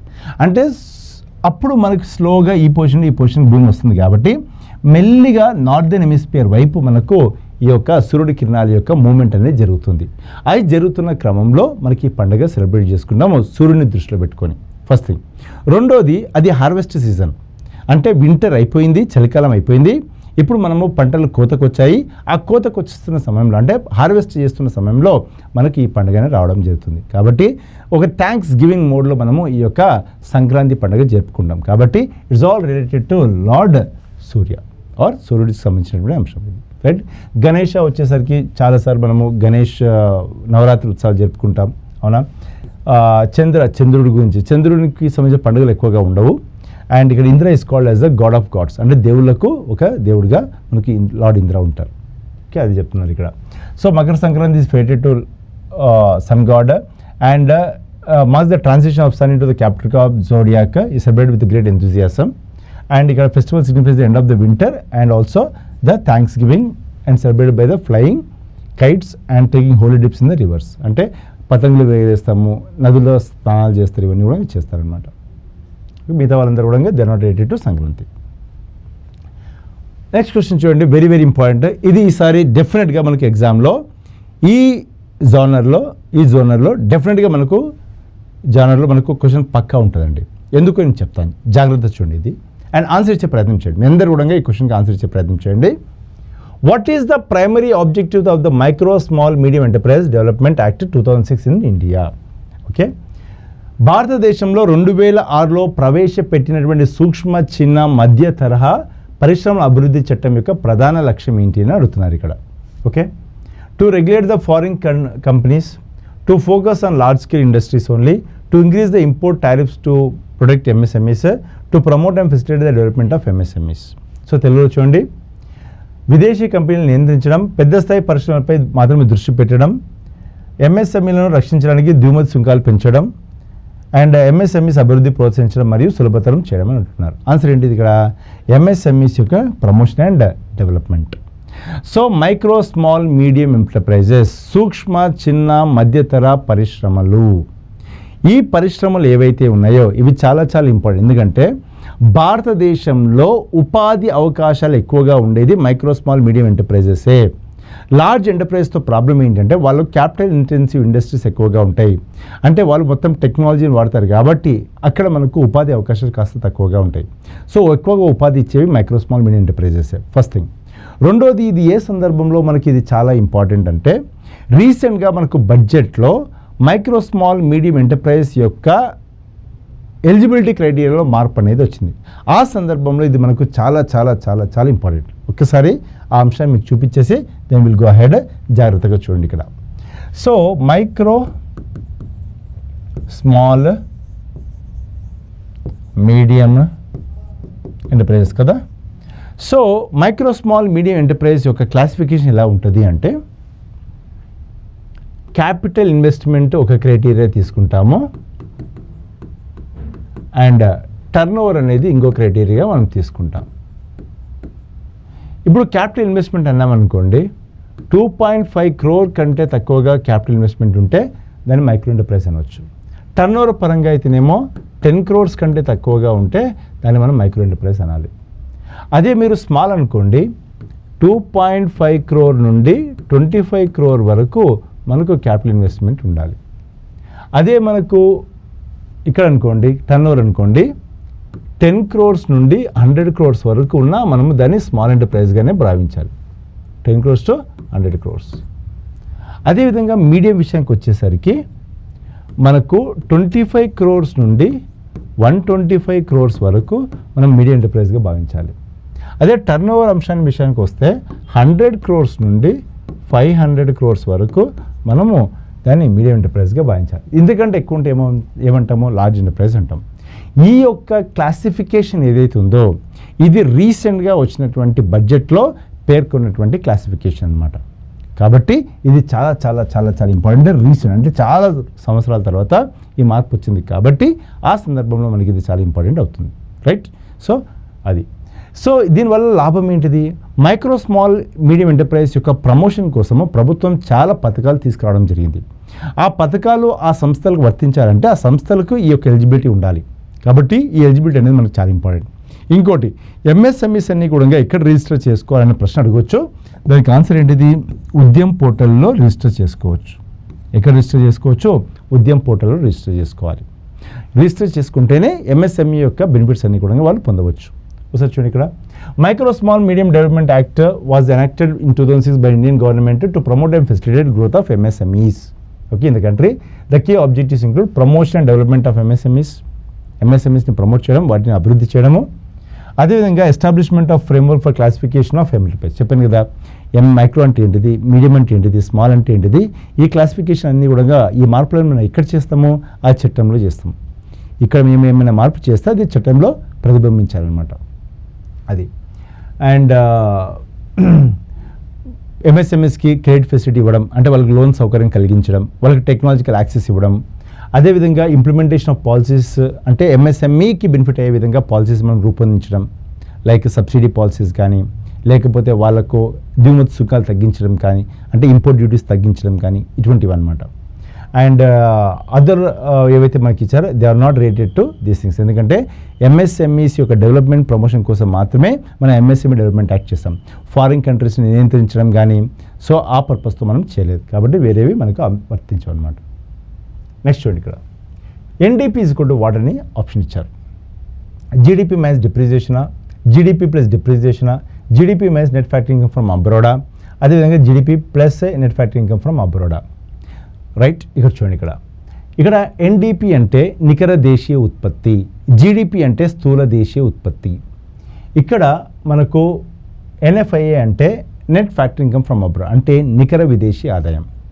సో ఇక్కడ చూసినట్టయితే first of all GDP plus or minus 2 ఉంటే దాన్ని మనం ఏమవుతుంది, ఈ రెండు కూడా దేనికి దారితీస్తాయి? జిఎన్పికి దారితీస్తాయి. ఎందుకంటే GNP is equal to GDP plus or minus NFIA. అవునా? ప్లస్ అవ్వచ్చు, మైనస్ అవ్వచ్చు. దీని మీద ఆధారపడి ఉంటుంది, ఎన్ఎఫ్ఐ యొక్క వాల్యూ మీద ఆధారపడి ఉంటుంది. అది పాజిటివ్ అయితేనేమో ప్లస్ అవుతుంది, మైనస్ అయితే నెగిటివ్ అయితేనేమో మైనస్ అవుతుంది. కాబట్టి ఈ రెండు కూడా దేన్ని సూచిస్తున్నాయి? రెండు కూడా మనకు జిఎన్పిని సూచిస్తున్నాయి. ఇక్కడ చూడండి, జీడిపి ప్లస్ డిప్రిసియేషన్ అంటున్నారు. రైట్. ఇక్కడ మనము జీడిపిలో నుండి జీడిపిలో ఆల్రెడీ మనకి ఏంటంటే ఆ వాల్యూలో అది మొత్తం వాల్యూ, జీడిపి అనేది మొత్తం వాల్యూ, దానిలోకి వెళ్ళి తరుగుదల తీస్తే వచ్చేది ఏంటిది ఎన్డిపి. అంటే GDP minus depreciation is equal to what NDP అవుతుంది. కానీ ఇక్కడ ఏమి ఇచ్చారు, జీడిపి ప్లస్ ఇచ్చారు, కాబట్టి ఇది రాంగ్. అంటే ఇక్కడ వీళ్ళు ఏమడుతున్నారు, ఎన్డిపి అంటే ఏంటి అడుగుతారు. ఎన్డిపి అంటే ఏంటిది మనకు జీడిపి మైనస్ డిప్రిసియేషన్, సింపుల్, ఏం లేదు. ఎన్ అంటే నెట్, జి అంటే గ్రాస్. ఎప్పుడైనా సరే స్థూల విలువకి వెళ్ళి డిప్రిసియేషన్ తీసేస్తే మనకు నికర విలువ వస్తుంది. సో నికర విలువ కావాలి అంటే మీరు స్థూల విలువ నుండి ఏం తీసేయాలి, డిప్రిసియేషన్ తీసేయాలి, తరుగుదలను తీసేయాలి. అవునా, తరుగుదల అంటే ఏంటిది, loss in the value of the machinery, wear and tear of the machinery, consumption of the capital, ఇదంతా కూడా మనం తరుగుదలగా చెప్పుకోవచ్చు. కాబట్టి ఏదైనా ఉత్పత్తి చేసే క్రమంలో, ఫర్ ఎగ్జాంపుల్ మీరు బాటిల్స్ ఉత్పత్తి చేస్తున్నారు, ఈ బాటిల్స్ మీరు ఉత్పత్తి చేస్తున్నప్పుడు ఈ ఉత్పత్తి చేయడానికి మీరు ఏదైతే మెషిన్ వాడుతున్నారో ఆ మెషిన్ తన విలువను కాస్త కోల్పోతుంది.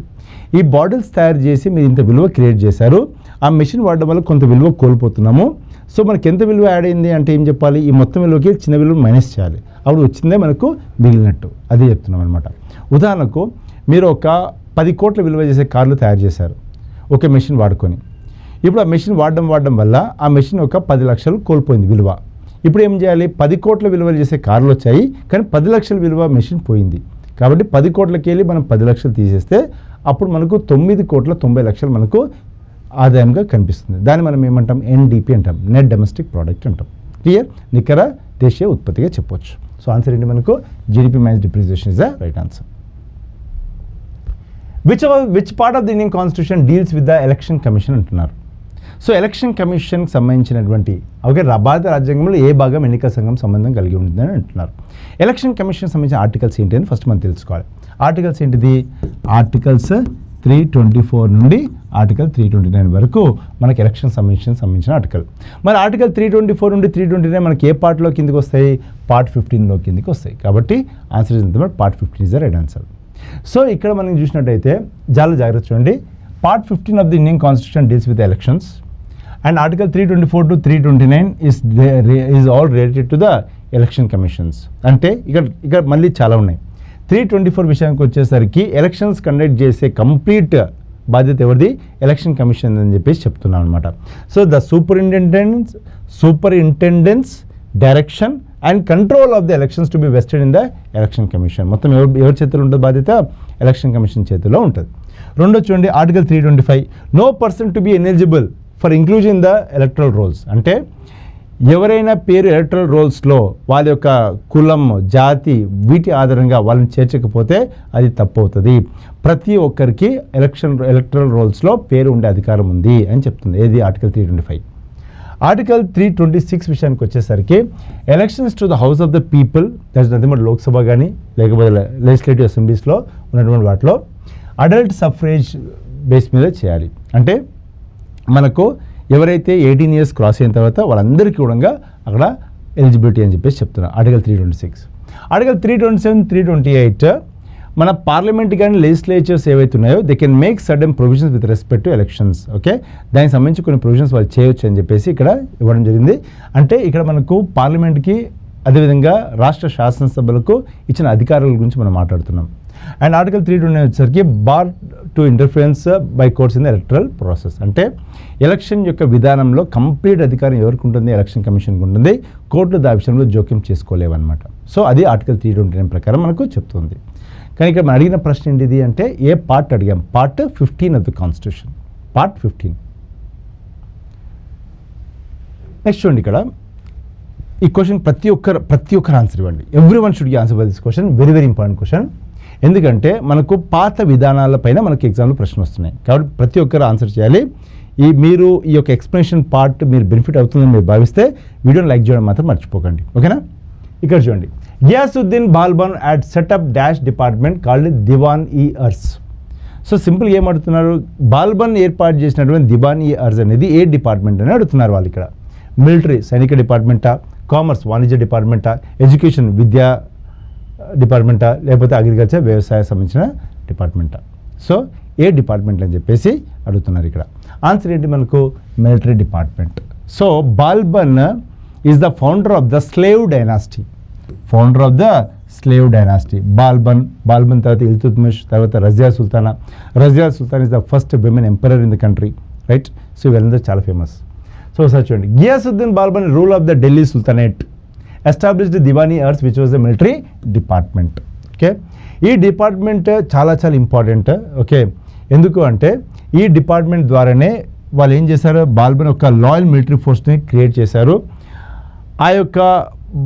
ఆ టైంలో వాళ్ళ కింగ్డమ్లో ఉన్నటువంటి ఏవైతే రిబిలియన్ ఫోర్సెస్ ఉంటాయో, ఎవరైతే వ్యతిరేకులు ఉంటారో, ఎవరైతే తిరుగుబాటుదారులు ఎవరైతే ఉన్నారో వాళ్ళందరినీ సప్రెస్ చేయడానికి ఈ డిపార్ట్మెంట్ అనేది చాలా ఉపయోగపడ్డది. ఎవరికి? బాల్బన్కి అనమాట. అదేవిధంగా మీరు చూసినట్టయితే ఈ విధంగా మన బాల్బన్ తర్వాత ఇల్తుత్మిష్ వస్తారు, తర్వాత మనకు రజియా సుల్తాన్ వస్తుంది. ఆ హైరార్కీ కూడా మీరు గుర్తుపెట్టుకోవాలి. ఎప్పుడైనా సరే గుర్తుపెట్టుకోండి, మనకు ఢిల్లీ సుల్తానేట్లో డిఫరెంట్ డైనాసిటీస్ వస్తాయి. ఆ డైనాసిటీస్ యొక్క ఆర్డర్ గుర్తుండాలి. తర్వాత లాస్ట్ ముఘల్స్ వస్తారు. ఆ ముఘల్స్లో ఉన్నటువంటి కింగ్స్ యొక్క ఆర్డర్స్ గుర్తుండాలి. ఇంకొకటి, ప్రతి దాంట్లో మనకు కాంటెంపరీస్ ఎవరున్నారు అది గుర్తుపెట్టుకోవాలి. దాంతోపాటు ప్రతి టైంలో వచ్చినటువంటి ట్రావెలర్స్ ఎవరున్నారు, ఓకే, పోయిట్స్ ఎవరున్నారు అది కూడా గుర్తుపెట్టుకోవాలి. సో ఇట్లాగా మీరు ఒక ఫ్లో చార్ట్ క్రియేట్ చేసుకొని చదువుకుంటే మీకు ఈజీగా గుర్తుంటుంది. ఓకే, నెక్స్ట్ క్వశ్చన్ చూడండి. According to census of India 2011, female adolescents in the age group of 10 to 19 years had a share of what? Okay, భారత జనగణన 2011 ప్రకారం 10 నుండి 19 సంవత్సరాల వయసు గల మహిళల కిషోరుల వాటా ఎంత అని అడుగుతున్నారు. అంటే 10 నుండి 19 సంవత్సరాల వయసులో ఉన్నటువంటి అందరిలో మహిళల వాటా ఎంత అని అడుగుతున్నారు. ఆన్సర్ ఎంత అంటే 47.3%. అంటే 47.3% of the 10 to 19 years are women. అంటే రిమైనింగ్ ఏదైతే మనకు 56 ఎంత మనకు 52.7% ఎవరు 52.7% వచ్చేసరికి మనకు మేల్స్ ఉంటారన్నమాట. ఎవరుంటారు? మేల్స్ ఉన్నారు. సో అది చెప్తున్నారు ఇక్కడ. So total adolescence of 10 to 19 years consist 29.9%. అంటే భారతదేశం యొక్క మొత్తం జనాభాలో 20.9% ఏమో 10 నుండి 19 సంవత్సరాల వయసులో ఉన్న వాళ్ళు ఉన్నారు. అంటే వీళ్ళందరూ టీన్స్ అనమాట. ఎవరు? టీన్స్. ఆ టీన్స్లో ఆ 20% ఆఫ్ ద మెంబర్స్లో 47 ఎంత మనకు 47.3% ఏమో ఫిమేల్స్ ఉన్నారు, 52.7% ఎవరున్నారు? మేల్స్ ఉన్నారు. సో ఈ ప్రపోర్షన్ అనేది మనకు బేసికల్గా సెక్స్ రేషియోకి చాలా ఉపయోగపడుతుంది. ఆ సందర్భంలో మనకు ఈ ప్రశ్న అడిగారు. ఇంకొకటి, సెన్సస్ ఏదైతే ఉందో సెన్సస్ యాక్ట్ 1948 ప్రకారము మనము ఈ యొక్క సెన్సస్ని మనం కండక్ట్ చేస్తూ ఉన్నాము. ఎవరు కండక్ట్ చేస్తారు సెన్సస్ అని అడుగుతారు. Census commissioner and register general of India. Census commissioner and register general of India is responsible for conducting the census in the country. ఇప్పటి వరకు భారతదేశంలో ఎన్ని సెన్సస్ కండక్ట్ చేశాము? 15 కండక్ట్ చేశాము. దానిలో స్వతంత్ర భారతదేశంలో ఎన్ని కండక్ట్ చేశాము? 7 కండక్ట్ చేశాము. ఇవన్నీ విషయాలు కూడా మీకు తెలుసుకోవాలి. Okay, very very important. And as per census act of 1948, the census data is very confidential. Even the courts cannot ask for the census data. Courts కూడా అడిగే అవకాశం లేదనమాట. Okay, very very very very important. మొట్టమొదటిసారిగా 1872లో మనం conduct చేస్తాం. మొట్టమొదటి synchronous census 1881లో మనం conduct చేయడం జరిగింది. Correct. So very very very very important. Yeah. When was the states reorganisation commission setup which recommended the creation of the linguistic states? చూడండి ఇక్కడ, భాషాపరమైన రాష్ట్రాల సృష్టిని సిఫార్సు చేసిన రాష్ట్రాల పునర్వ్యవస్థీకరణ కమిషన్ ఎప్పుడు ఏర్పాటు చేయబడింది అని అడుగుతున్నారు ఇక్కడ. ఆప్షన్స్ ఏమి ఇచ్చారు? December 1963, December 1953, December 1956, December 1958. Answer ఏంటిది? డిసెంబర్ 1953లో ఏర్పాటు చేశారు. సో ఇక్కడ ఆర్థిక మాత్రం కాదు క్వశ్చన్, ఇంకో రకంగా అవ్వచ్చు. దీనికి చైర్మన్గా ఎవరున్నారని అడుగుతారు. ఫజల్ అలీ. దీన్నే మనము ఫజల్ అలీ కమిషన్ అని చెప్పేసి చెప్తాం, అవునా? సో ఈ యొక్క ఫజల్ అలీ కమిషన్ మనం 1953లో ఏర్పాటు చేశారు. వీళ్ళ రిపోర్ట్ మనకు 1955లో ఇవ్వడం జరిగింది. ఇది ఇంపాక్ట్ అయింది 1956 నవంబర్ 1 ఇంపాక్ట్ అయింది. And the first state to be formed on the linguistic basis is Andhra Pradesh. ఇది ఆంధ్రప్రదేశ్. ఓకే, సో ఇది చాలా చాలా ఇంపార్టెంట్. చూడండి ఇక్కడ, the state reorganisation commission was set up by the government of India in December 1953 to examine the question of the reorganisation of the states on linguistic and administrative lines. Okay, the commission was chaired by the Fazal Ali. చాలా చాలా చాలా చాలా important. And its other members were KM Panikkar and HN Kunzru. ఒకవేళ క్వశ్చన్ని కాంప్లికేటెడ్గా అడగాలి అనుకున్నప్పుడు డెఫినెట్గా వాళ్ళు ఆప్షన్స్లో ఇవి కూడా పెట్టేసి అడగడానికి అవకాశం ఉంటుంది. కాబట్టి ముగ్గురే ఉన్నారు కాబట్టి గుర్తుపెట్టుకోవాలి. Fazal Ali is the chairman and KM Panikkar and HN Kunzru are the members. So ఇది గుర్తుపెట్టుకోండి. అండ్ రిపోర్ట్ ఎప్పుడు ఇచ్చారు? 1955లో ఇచ్చారు. ఎప్పుడు ఇచ్చారు? 1955 ఇచ్చారు. అండ్ మొట్టమొదటిసారిగా దీని ఇంప్లిమెంటేషన్ మనకి ఎప్పుడు జరిగింది అంటే 1956లో ఇంప్లిమెంట్ జరిగింది. And Andhra Pradesh became the first state to be formed on the linguistic lines. Okay, so ఇది చాలా చాలా చాలా important points. Okay, so commission setup in 1953, report submitted 1955, state reorganisation enforce from 1 November 1956. అందుకనే ఆంధ్రప్రదేశ్ యొక్క అవతరణ దినోత్సవంగా 1 November మనం జరుపుకునే వాళ్ళం. క్లియర్? సో ఇదనమాట. సో ఈ విధంగా మీరు చూసినట్టయితే క్వశ్చన్స్ ఉన్నాయి, జాగ్రత్తగా చూడండి. మంచి మంచి క్వశ్చన్స్తో మీకు ఎగ్జామ్ ఓరియంటేషన్ దృష్టి పెట్టుకొని మనం ఈ క్వశ్చన్స్ ఫ్రేమ్ చేస్తున్నాం, రైట్? సో ఈ యొక్క మంచి బెనిఫిట్ని మీరు ఉపయోగించుకోండి. Make use of this benefit. Where was the Durand cup tournament started in India in 1888? Okay, question చూడండి కదా. 1888లో భారతదేశంలో డ్యూరాండ్ కప్ టోర్నమెంట్ ఎక్కడ ప్రారంభించబడింది అని అడుగుతున్నారు ఇక్కడ. ఓకే, ముంబైలోనా, కలకత్తానా, షిమ్లానా, ఢిల్లీ? ఆన్సర్ ఏంటి మనకు? Shimla is the right answer. Okay, షిమ్లాలో 1888లో డ్యూరాండ్ కప్ స్టార్ట్ చేశారు. ఎవరు స్టార్ట్ చేశారంటే foreign secretary of India. Okay, foreign secretary of British India ఈ యొక్క డ్యూరాండ్ కప్ని స్టార్ట్ చేశారు. And over a period of time, ఇది ఏ గేమ్ సంబంధించిన అడుగుతారండి? Football. It is related to what? Football. So ఒకసారి చూద్దాం ఇక్కడ. The Durand Cup, the oldest football tournament in Asia, is one of the oldest in the world and start in the 1888. ఇప్పుడు start చేశారు? 1888లో start చేశారు. ఇది ఏషియాలోనూ అదేవిధంగా ప్రపంచంలో పురాతనమైనటువంటి ఫుట్బాల్ టోర్నమెంట్గా మనం చెప్పుకోవచ్చు అనమాట. ఈ స్టార్ట్ చేసిన వ్యక్తి ఎవరు? Sir Mortimer Durand. ఎవరు? సర్ మార్టిమర్ డ్యూరాండ్ ఈ యొక్క డ్యూరాండ్ కప్ స్టార్ట్ చేశారు. ఎక్కడ స్టార్ట్ చేశారు? షిమ్లాలో స్టార్ట్ చేశారు. ఎక్కడ? షిమ్లాలో. Who is this person? ఆయన యొక్క పొజిషన్ ఏంటిది? Is the foreign secretary of British India. British India కింద ఫారిన్ సెక్రటరీగా వర్క్ చేస్తారు. ఎవరు? Mortimer Durand. అందుకనే ఆయన పేరు మీద మనకు డ్యూరాండ్ కప్ అనేది రావడం జరిగింది అనమాట. చాలాసార్లు ఇది ఎగ్జామ్లో అడిగినటువంటి ప్రశ్న ఇది. Initially it was a tournament of a British Indian Army teams, but later it included civilian teams and became a major national football competition. అంటే ఈ కప్పు 1888లో స్టార్ట్ చేసినప్పుడు ఆర్మీలో పనిచేసే వాళ్ళకి మాత్రమే ఇక్కడ ఎంట్రీ ఉండేది, వాళ్ళు మాత్రమే పోటీ పడేవాళ్ళు, వాళ్ళు మాత్రమే పాల్గొనేవాళ్ళు. తర్వాత సివిలియన్స్ కూడా ఇది ఓపెన్ చేశారు. తద్వారా ఏమైపోయింది? ఇది నేషనల్ లెవెల్ ఫుట్బాల్ టోర్నమెంట్గా ఇది ప్రాచుర్యం పొందడం జరిగిందనమాట. So this with respect to what? Durand Cup, right? So ఇదనమాట. So these all with respect to set 2 that we have before us. కాబట్టి ఇలాగా మీకు సిరీస్ ఆఫ్ సెషన్స్ వస్తాయి. ఈ యొక్క వీడియోని మీరు షేర్ చేయండి, వీడియోని లైక్ చేయండి. If you are getting benefit out of it, do like the video, don't forget about this and take part in answering each and every question that you coming across. అంటే మీకు ఎదురుపడ్డటువంటి ప్రతి ప్రశ్నను మీరు answer చేయడానికి try చేయండి. మీకు ఒక్కోసారి రావచ్చు, రాకపోవచ్చు, డజంట్ మ్యాటర్. మీరు మాత్రం అటెంప్ట్ చేయడం మాత్రం మర్చిపోకండి.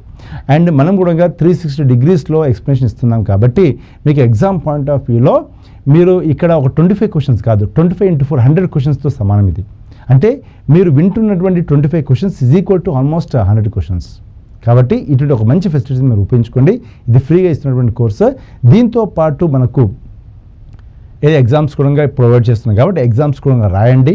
ఆ ఎగ్జామ్స్ కూడా రాసేసి మీ యొక్క కెపాసిటీని మీరు పెంచుకునే ప్రయత్నం చేయండి, మీ యొక్క కాంపిటెన్స్ని మీరు పెంచుకునే ప్రయత్నం చేయండి. ఈ జూన్లో ఉన్నటువంటి ఏ ఎగ్జామ్ అయినా సరే మీరు చాలా ఫ్లయింగ్ కలర్స్తో ముందుకు రావాలి. ఆ ఆశయంతోనే మేము ఈ యొక్క కోర్స్ మీకు అందిస్తున్నాం, రైట్? ఇప్పుడు మనం జనరల్ సైన్స్ అండ్ కరెంట్ అఫైర్స్ని డిస్కస్ చేద్దాం. SSC CGL టెస్ట్ సిరీస్ 2లో according to Mendeleev's periodic table which element properties matched up remarkably well with eka silicon.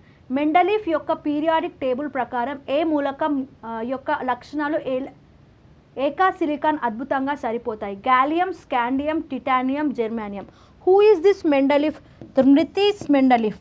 Okay, Dmitri Mendeleev అనే వ్యక్తి ఎవరు? He is the father of periodic table. So father of periodic లా అయిన periodic table అయిన ఎవరు? Dmitri Mendeleev. So he has arranged, అతను ఏం చేశారు? Periodic టేబుల్లో కెమికల్ ఎలిమెంట్స్ని క్లాసిఫై చేసి అరేంజ్ చేశారు. సో అందుకే ఇతన్ని ఫాదర్ ఆఫ్ పీరియాడిక్ టేబుల్గా పిలుస్తారు మెండలీఫ్ని. సో ఇతను ఏం చేశారంటే అన్ని ఎలిమెంట్స్ని అరేంజ్ చేశారు, బట్ కొన్ని ఎలిమెంట్స్ ఇంకా ఉన్నాయి అని అనుకున్నారు. So some elements are not yet arranged అని అతను భావించారు. So silicon, so eka silicon అనే ఒక ఎలిమెంట్ని అతను కనుగొన్నారు. సో దీనికి ఒక ప్రాపర్టీస్ ఇది ఎక్కడ ప్లేస్ చేయాలని అనుకున్నారంటే అది సిలికాన్కి కింద. సో సిలికాన్కి కింద అది అంటే అరేంజ్ చేయాలనుకున్నారు. అందుకే దానికి ఎకా సిలికాన్ అనే పేరు పెడదామనుకున్నారు. బట్ లాటర్ దాని యొక్క నేమ్ అనేది చేంజ్ చేశారు. ఆ నేమ్ ఏంటిదని మనని క్వశ్చన్లో అడుగుతున్నారు. సో ఆ నేమ్ వచ్చేసి ఏంటిదంటే జెర్మానియం. సో సిలికాన్ అనేది మనకు పీ బ్లాక్లో, సో సిలికాన్ అనేది పీ బ్లాక్లో 14 అటామిక్ నెంబర్తో ఉంటుంది. What is the atomic number of silicon? 14. ఈ సిలికాన్కి ఎగ్జాక్ట్ బిలోగా ఒక ఎలిమెంట్ని ప్లేస్ చేసుకుందాం అనుకున్నాడు. సో దానికి ఎకా సిలికాన్ అని పెడదాం అనుకున్నారు. అండ్ దాని తర్వాత దాని యొక్క నేమ్ అనేది అతను జెర్మేనియంగా ఇచ్చారు. So what is the atomic number of this germanium? Atomic number of this germanium is 32. Okay, atomic number of this germanium is 32 and titanium is 22. Next దీని యొక్క అటామిక్ నెంబర్ వచ్చేసి 21 అండ్ దీని యొక్క అటామిక్ నెంబర్ వచ్చేసి 22. Okay, this is 31. Okay, so this is 31, gallium 31, scandium 21, next this is 22 and this is 32. Clear? So these are the atomic numbers of the given options. So ఏంటి, Mendeleev గారు ఒక element ఉంది, దానికి ఎకా silicon కున్న properties ఉంది. So దానికి ఎకా silicon అని పేరు పెడదామనుకున్నారు. బట్ దాని తర్వాత దాని నేమ్ జెర్మేనియంగా పెట్టారు. అందుకే దాన్ని ఎగ్జాక్ట్ బిలో ఆఫ్ సిలికాన్ని ప్లేస్ చేశారు. What is that? Germanium. Okay, so who is he? Mendeleev. He is the father of periodic table. ఇతను కెమికల్ ఎలిమెంట్స్ని పీరియాడిక్ టేబుల్లో అరేంజ్ చేశారు, అందుకోసం ఇతనికి ఫాదర్ ఆఫ్ పీరియాడిక్ టేబుల్గా ఇచ్చారు. అండ్ ఈ సిలికాన్, జెర్మేనియం ఇవన్నీ పీ బ్లాక్ ఆఫ్ పీరియాడిక్ టేబుల్లో ఉంటాయి. Okay, yes. According to Mendeleev's periodic table, the properties of the element germanium match those of eka silicon remarkably well. Germanium was first predicted to be eka silicon. So సిలికాన్కి ఉన్న properties ఎగ్జాక్ట్గా జెర్మేనియంగా ఉంటాయి కాబట్టి దీన్ని exact below సిలికాన్కి place చేద్దామనుకున్నారు. దానికి ఎకా silicon అనే పేరు ఇద్దామనుకున్నారు and దాని తర్వాత జెర్మేనియంగా ఇచ్చారు. So Mendeleev notice the same elements were missing from his periodic table and also predicted their properties. Eka silicon is a predicted element that would be in the table below silicon. Okay, next. Which essential amino acid enhances calcium absorption and also plays an important role in the formation of collagen?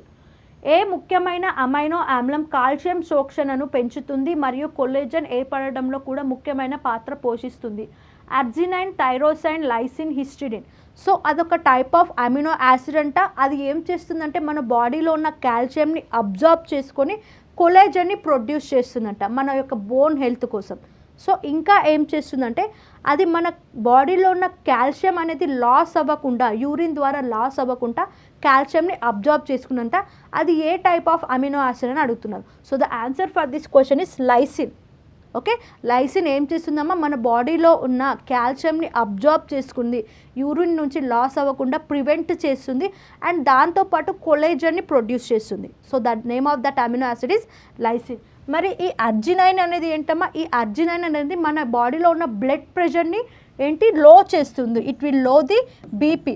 Next వచ్చేసి tyrosine. Tyrosine ఏం చేస్తుందంటే thyroid hormones and melanin పిగ్మెంట్ని produce చేస్తుంది. ఇది ఒక amino acid. ఇది thyroid hormones and melanin pigment. ఈ melanin pigment అంటే ఏంటమ్మా, మన స్కిన్ అండ్ హెయిర్కి కలర్ ఇచ్చే పిగ్మెంట్. సో ఇది ప్రొడ్యూస్ చేస్తుంది. నెక్స్ట్ వచ్చేసి హిస్టిడిన్. ఈ హిస్టిడిన్ అనేది కూడా ఒక టైప్ ఆఫ్ అమినో యాసిడ్. ఇది ప్రోటీన్ని సింథసైజ్ చేస్తుంది. Okay, the essential amino acid that enhances calcium absorption and plays a crucial role in collagen formation is lysine. Lysine helps the body absorb calcium and reduce calcium loss in urine, as I said. So ఇది ఏం చేస్తుందమ్మా, ఇది calcium is essential for bone health. This suggests that lysine may help prevent bone loss. ఈ lysine అనేది మన బాడీలో ఉన్న calcium urine ద్వారా పోకుండా ప్రివెంట్ చేస్తుంది. సో ఇండైరెక్ట్గా అది మన బోన్ హెల్త్కి హెల్ప్ చేస్తుంది అన్నట్టు. Okay, next. An organic reaction used to convert an aryl diazonium salt into aryl halide using a copper halide catalyst is called. So ఏంటమ్మా ఇక్కడ ఏం చెప్తున్నారంటే aryl, okay, aryl diazonium salt అనేవి అరైల్ హ్యాలైడ్లోకి కన్వర్ట్ అవుతుంది. ఎప్పుడు? Copper halide catalyst add చేసినప్పుడు.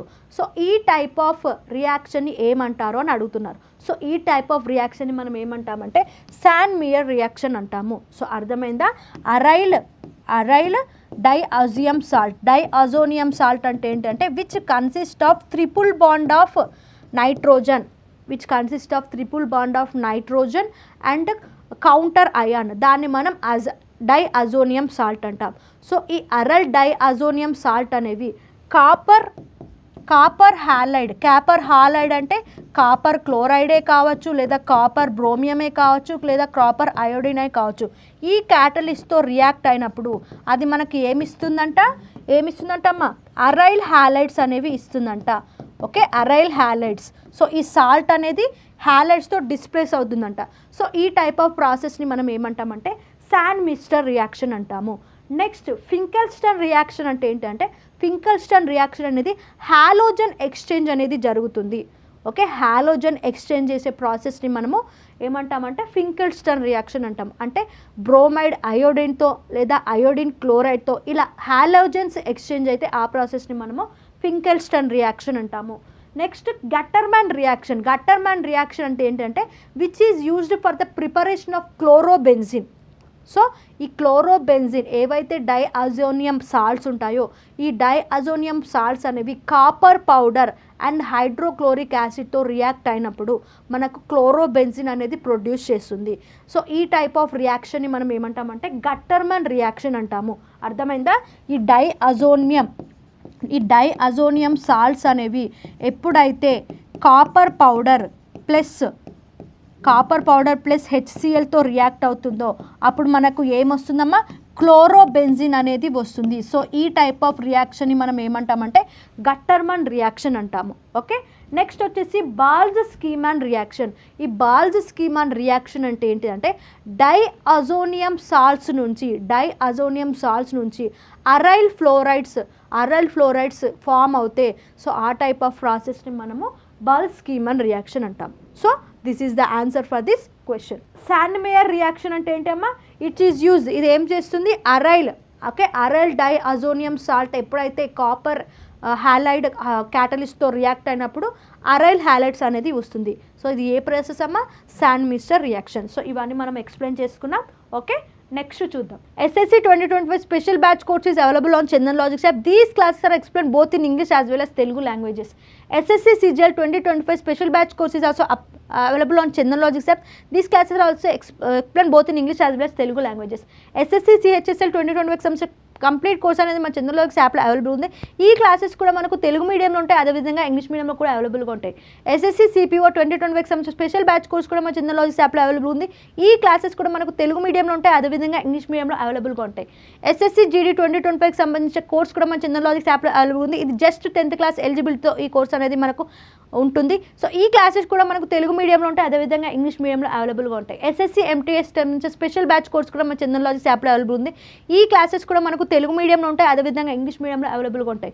SSC JEE 2025 సంబంధించిన special batch course కూడా మన చందన్ లాజిక్స్ యాప్లో అవైలబుల్ ఉంది. ఈ క్లాసెస్ కూడా మనకు తెలుగు మీడియంలో ఉంటాయి, అదేవిధంగా ఇంగ్లీష్ మీడియంలో అవైలబుల్గా ఉంటాయి. SSC స్టెనోగ్రాఫర్ 2025 సంబంధించిన స్పెషల్ బ్యాచ్ కోర్స్ కూడా మన చందన్ లాజిక్స్ యాప్లో అవైలబుల్ ఉంది. The record obtained by the measurement of an earthquake is called. So ఏంటి, ఒక ఇన్స్ట్రుమెంట్ ఉంటుందంట, అది ఎర్త్క్వేక్ వచ్చినప్పుడు దాన్ని రికార్డ్ చేస్తుందంట. అది ఏ టైప్ ఆఫ్ ఇన్స్ట్రుమెంట్ అని అడుగుతున్నారు. సో ద ఆన్సర్ ఈస్ సెస్మోగ్రాఫ్ అమ్మ. మరి సెస్మోగ్రామ్ అంటే ఏంటి? ఈ సెస్మోగ్రాఫ్ అనేది ఆ ఎర్త్క్వేక్ని అనలైజ్ చేస్తుంది. మరి సెస్మాలజీ అంటే ఏంటి? Seismology is the study of earthquakes and seismic waves. Seismic wave అంటే ఏంటి? ఎర్త్క్వేక్ వచ్చినప్పుడు వచ్చే వేవ్స్ మనం సెస్మిక్ వేవ్స్ అంటాం. సో ఈ సెస్మోగ్రాఫ్ అనేది ఎలా ఉంటుందంటే ఒక హ్యూజ్ మాస్ అనేది బేస్ దగ్గర అటాచ్ అయి ఉంటుందంట.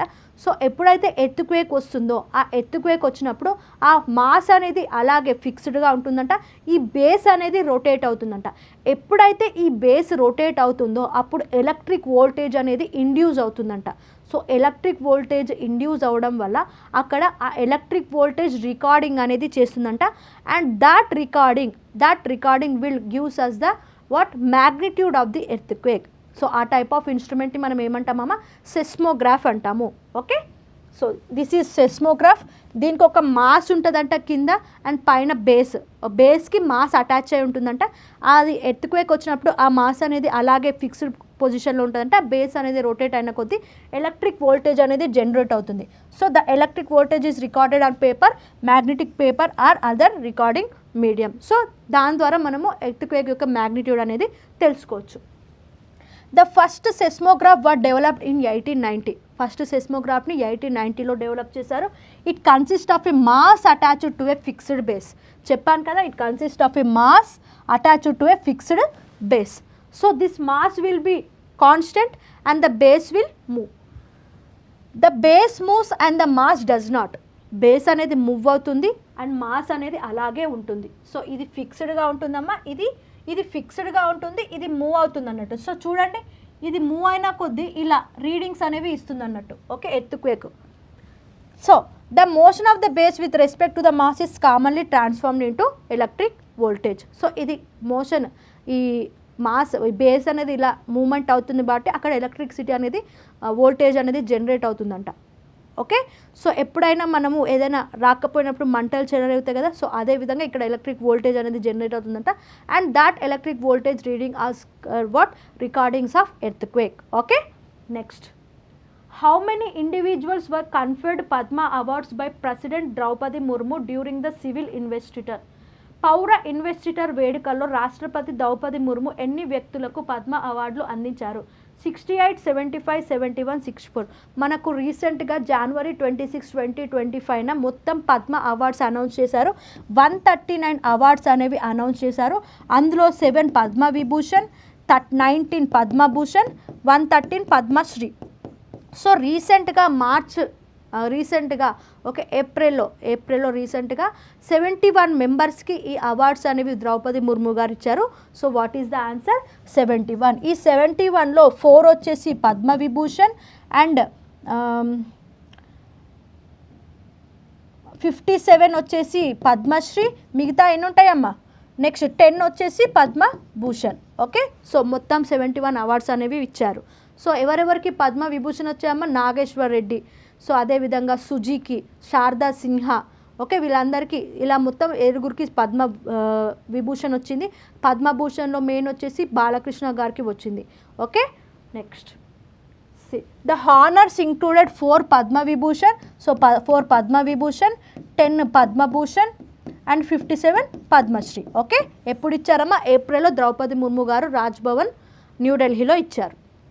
Next, who has been appointed as the new Chief Justice of Telangana High Court.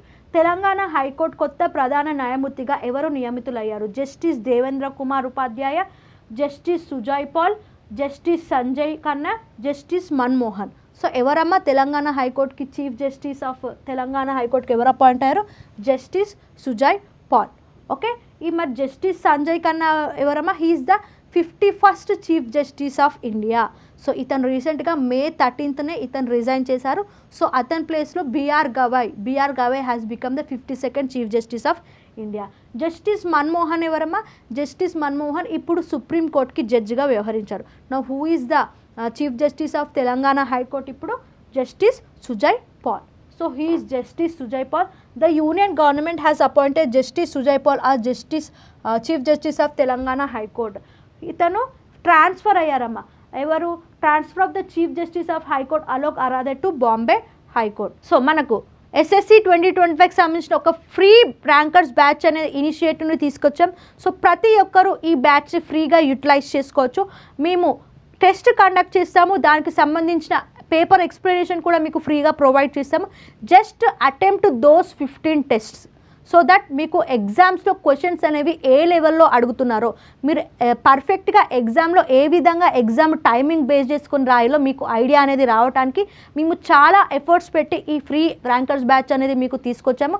So ప్రతి ఒక్కరూ దీన్ని యూటిలైజ్ చేసుకోండి. ఇది SSC ఎగ్జామ్స్కి సంబంధించి మనకు జూన్లో మొత్తం 6 నోటిఫికేషన్ రిలీజ్ అవుతున్నాయి కాబట్టి మేము ఈ ఇనిషియేషన్ అనేది స్టార్ట్ చేసాము. ప్రతి ఒక్కరూ ఈ సెషన్స్ని లైక్ అండ్ షేర్ చేయండి అండ్ ఛానల్ని సబ్స్క్రైబ్ చేసుకోండి, మీకు చాలా యూజ్ అవుతుంది. ఇది SSC ఎగ్జామ్స్కి మాత్రమే కాదు, రైల్వే ఎగ్జామ్స్కి కూడా ఈ బ్యాచ్ అనేది యూజ్ అవుతుంది. Not only SSC, railway and ఇతర కాంపిటేటివ్ ఎగ్జామ్స్లో కూడా మనకు ఈ బ్యాచ్ అనేది యూజ్ అవుతుంది. ఎందుకంటే general awareness, general science, reasoning, maths, English ప్రతి కాంపిటేటివ్ ఎగ్జామ్లో ఇంపార్టెంట్ కావచ్చు. సో ఈ ఫ్రీ ర్యాంకర్స్ బ్యాచ్ అనేది ప్రతి ఒక్కరు యూటిలైజ్ చేసుకోండి. మీకు మొత్తం SSC 2025 క్యాలెండర్ అనేది రిలీజ్ అయింది కదా, సో దానికి సంబంధించిన నోటిఫికేషన్ డేట్ అదేవిధంగా ఎలిజిబిలిటీ కూడా మనకు మెన్షన్ చేశారు. సో ఆల్మోస్ట్ జూన్లో చూసుకున్నట్లయితే మనకు 6 to 7 నోటిఫికేషన్స్ అనేవి రిలీజ్ కాబోతున్నాయి కాబట్టి ప్రతి ఒక్కరూ ఓకే, ప్రిపేర్డ్గా ఉండండి, జస్ట్ ఫాలో. ఓకే, మేము మిమ్మల్ని ఏంటి క్లాసెస్ చెప్తాము, మీరు జస్ట్ ఫాలో అవ్వండి. Okay, SSC 2025 free rankers batch యొక్క ఫీచర్స్ ఏంటో మనం ఇప్పుడు చూద్దాం. ఇందులో మొత్తం మనకు 15 mock exam based on latest PYQs ఉంటాయి. సో అదేవిధంగా ఫ్రీ పేపర్ ఎక్స్ప్లెనేషన్ అనేది ఉంటుంది, reasoning, maths, general awareness and English. అదేవిధంగా unique and smart approaches to solve questions. So ఎంత టైంలో మనం ఏ విధంగా ఎగ్జామ్ని సాల్వ్ చేయాలో మనకు అర్థమైపోతుంది ఆ ఎగ్జామ్స్ రాస్తే. అదేవిధంగా it is not only used for SSC exams but also for railway exams and complete guidance from Chandan sir also available for you. SSC 2025 special batch course is available on Chandan Logics app. These classes are explained both in English as well as Telugu languages. SSC CGL 2025 special batch course is also available on Chandan Logics app. These classes are also explained both in English as well as Telugu languages. SSC CHSL 2025 some complete course అనేది మన Chandan logics యాప్లో available ఉంది. ఈ classes కూడా మనకు తెలుగు మీడియంలో ఉంటాయి, అదేవిధంగా ఇంగ్లీష్ మీడియంలో కూడా అవైలబుల్గా ఉంటాయి. SSC CPO 2025 సంబంధించిన స్పెషల్ బ్యాచ్ కోర్స్ కూడా మన చందన్ లాజిక్స్ యాప్లో అవైలబుల్ ఉంది. ఈ క్లాసెస్ కూడా మనకు తెలుగు మీడియంలో ఉంటాయి, అదేవిధంగా ఇంగ్లీష్ మీడియంలో అవైలబుల్గా ఉంటాయి. SSC GD 2025 సంబంధించిన కోర్స్ కూడా మన చందన్ లాజిక్స్ యాప్లో అవైలబుల్ ఉంది. ఇది జస్ట్ 10th క్లాస్ ఎలిజిబిలిటీతో ఈ కోర్స్ అనేది మనకు ఉంటుంది. సో ఈ క్లాసెస్ కూడా మనకు తెలుగు మీడియంలో ఉంటాయి, అదేవిధంగా ఇంగ్లీష్ మీడియంలో అవైలబుల్గా ఉంటాయి. SSC MTS నుంచి స్పెషల్ బ్యాచ్ కోర్స్ కూడా మన చందన్ లాజిక్స్ యాప్లో అవైలబుల్ ఉంది. ఈ క్లాసెస్ కూడా మనకు తెలుగు మీడియంలో ఉంటాయి, అదేవిధంగా ఇంగ్లీష్ మీడియంలో అవైలబుల్గా ఉంటాయి. SSC JEE 2025 సంబంధించిన స్పెషల్ బ్యాచ్ కోర్స్ కూడా మన చందన్ లాజిక్స్ యాప్లో అవైలబుల్ ఉంది. ఈ క్లాసెస్ కూడా మనకు తెలుగు మీడియంలో ఉంటాయి, అదేవిధంగా ఇంగ్లీష్ మీడియంలో అవైలబుల్గా ఉంటాయి. SSC స్టెనోగ్రాఫర్ 2025 సంబంధించిన స్పెషల్ బ్యాచ్ కోర్స్ కూడా మన చందన్ లాజిక్స్ యాప్లో అవైలబుల్ ఉంది. ఈ క్లాసెస్ కూడా మనకు తెలుగు మీడియంలో ఉంటాయి, అదేవిధంగా ఇంగ్లీష్ మీడియంలో అవైలబుల్గా ఉంటాయి. 0 to హీరో కోర్స్, ఎవరైతే నాన్ మ్యాథ్స్ స్టూడెంట్స్ ఉంటారో, ఎవరైతే మ్యాథ్స్ని కష్టంగా ఫీల్ అవుతారో, ఈ 0 to హీరో కోర్స్ అనేది మీకు బేసిక్స్ నుంచి అడ్వాన్స్ వరకు మ్యాథ్స్ అనేది మీరు సాల్వ్ చేయొచ్చు.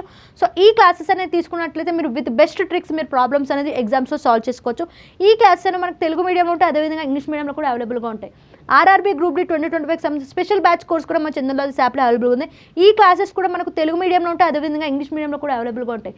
RRB NTPC 2025 సంబంధించిన స్పెషల్ బ్యాచ్ కోర్స్ కూడా మన చందన్ లాజిక్స్ యాప్లో అవైలబుల్ ఉంది. ఈ క్లాసెస్ కూడా మనకు తెలుగు మీడియంలో ఉంటాయి, అదేవిధంగా ఇంగ్లీష్ మీడియంలో అవైలబుల్గా ఉంటాయి. RRB ALP 2025 సంబంధించిన స్పెషల్ బ్యాచ్ కోర్స్ కూడా మన చందన్ లాజిక్స్ యాప్లో అవైలబుల్ ఉంది. ఈ క్లాసెస్ కూడా మనకు తెలుగు మీడియంలో ఉంటాయి మరియు ఇంగ్లీష్ మీడియంలో అవైలబుల్ ఉంటాయి. ప్రతి ఒక్కరు ఈ సెషన్ని లైక్ అండ్ షేర్ చేయండి అండ్ ఆన్సర్స్ని కామెంట్ సెషన్లో మెన్షన్ చేయండి. ఇది మీకు చాలా యూజ్ అవుతుందమ్మా. So don't miss this batch. RRB ALPకి సంబంధించిన స్పెషల్ బ్యాచ్ కోర్స్ కూడా మన చందన్ లాజిక్స్ యాప్లో అవైలబుల్ ఉంది. ఇందులో మొత్తం 9900+ వేకెన్సీస్ ఉన్నాయి కాబట్టి ఇది మీకు పర్ఫెక్ట్గా యాజ్ పర్ ద స్ట్రాటజీ మీరు ప్రిపేర్ అయినట్టు దీన్ని మీరు ఖచ్చితంగా క్రాక్ చేయగలుగుతారు. బ్యాంక్ SSC RRBకి సంబంధించిన కంప్లీట్ కోర్స్ అనేది మన చందన్ లాజిక్స్ యాప్లో అవైలబుల్ ఉంది. ఈ క్లాసెస్ కూడా మనకు తెలుగు మీడియంలో ఉంటాయి, అదేవిధంగా ఇంగ్లీష్ మీడియంలో అవైలబుల్గా ఉంటాయి. బ్యాంక్ మహాప్యాక్, ఎవరైతే బ్యాంక్ ఎగ్జామ్స్కి ప్రిపేర్ అవుతున్నారో వాళ్ళకి బ్యాంక్ మహాప్యాక్ అనే కోర్స్ చాలా యూజ్ అవుతుంది. సో ఈ క్లాస్లో మనకు బ్యాంక్ ఎగ్జామే కాకుండా RRB, LIC, RBI అండ్ ఇతర బ్యాంకింగ్ రిలేటెడ్ ఎగ్జామ్ సిలబస్ కూడా ఈ కోర్స్లో కవర్ అవుతుంది. TGPSC, APPSCకి సంబంధించిన గ్రూప్ 2 కోర్స్ కూడా మన చందన్ లాజిక్స్ యాప్లో అవైలబుల్ ఉంది. ఈ క్లాసెస్ కూడా మనకు తెలుగు మీడియంలో ఉంటాయి మరియు ఇంగ్లీష్ మీడియంలో అవైలబుల్గా ఉంటాయి. APPSC, TGPSC, SI constable courses కూడా మన చందన్ లాజిక్స్ యాప్లో అవైలబుల్ ఉంది. ఈ క్లాసెస్ కూడా మనకు తెలుగు మీడియంలో ఉంటాయి మరియు ఇంగ్లీష్ మీడియంలో అవైలబుల్గా ఉంటాయి. UPSC, CSATకి సంబంధించిన స్పెషల్ బ్యాచ్ కోర్స్ కూడా మన చందన్ లాజిక్స్ యాప్లో అవైలబుల్ ఉంది. ఈ క్లాసెస్ కూడా మనకు తెలుగు మీడియంలో ఉంటాయి మరియు ఇంగ్లీష్ మీడియంలో అవైలబుల్ ఉంటాయి. సింగిల్ సబ్జెక్ట్ కోర్స్ కూడా మన చందన్ లాజిక్స్ యాప్లో అవైలబుల్ ఉంది. ఈ క్లాసెస్ కూడా మనకు తెలుగు మీడియంలో ఉంటాయి మరియు ఇంగ్లీష్ మీడియంలో అవైలబుల్గా ఉంటాయి. TGPSC, VRO, VRకి సంబంధించిన స్పెషల్ బ్యాచ్ కోర్స్ కూడా మన చందన్ లాజిక్స్ యాప్లో అవైలబుల్గా ఉంది. AP హైకోర్ట్కి సంబంధించి ఆల్మోస్ట్ 1620 వేకెన్సీస్ రిలీజ్ అయ్యాయి. దీనికి సంబంధించిన కంప్లీట్ కోర్స్ అని మన చందన్ లాజిక్స్ యాప్లో అవైలబుల్ ఉంది. ఇది just general science and general awareness మీరు ప్రిపేర్ అయినట్లయితే ఈ ఎగ్జామ్ని ఈజీగా మీరు క్రాక్ చేయొచ్చు. Okay, SSC 2025 free rankers batch గురించి ఆల్రెడీ డిస్కస్ చేశాం కదా. సో ప్రతి ఒక్కరు మేము కండక్ట్ చేసే live sessions and premier sessions మీరు ఫాలో అవ్వండి అండ్ టెస్ట్ని అటెంప్ట్ చేయండి. మీరు ఖచ్చితంగా మేము చెప్పే విధాన్ని మీరు ఫాలో అవుతున్నట్లే మీరు ఖచ్చితంగా ఎగ్జామ్ని క్రాక్ చేస్తారు. ఓకే.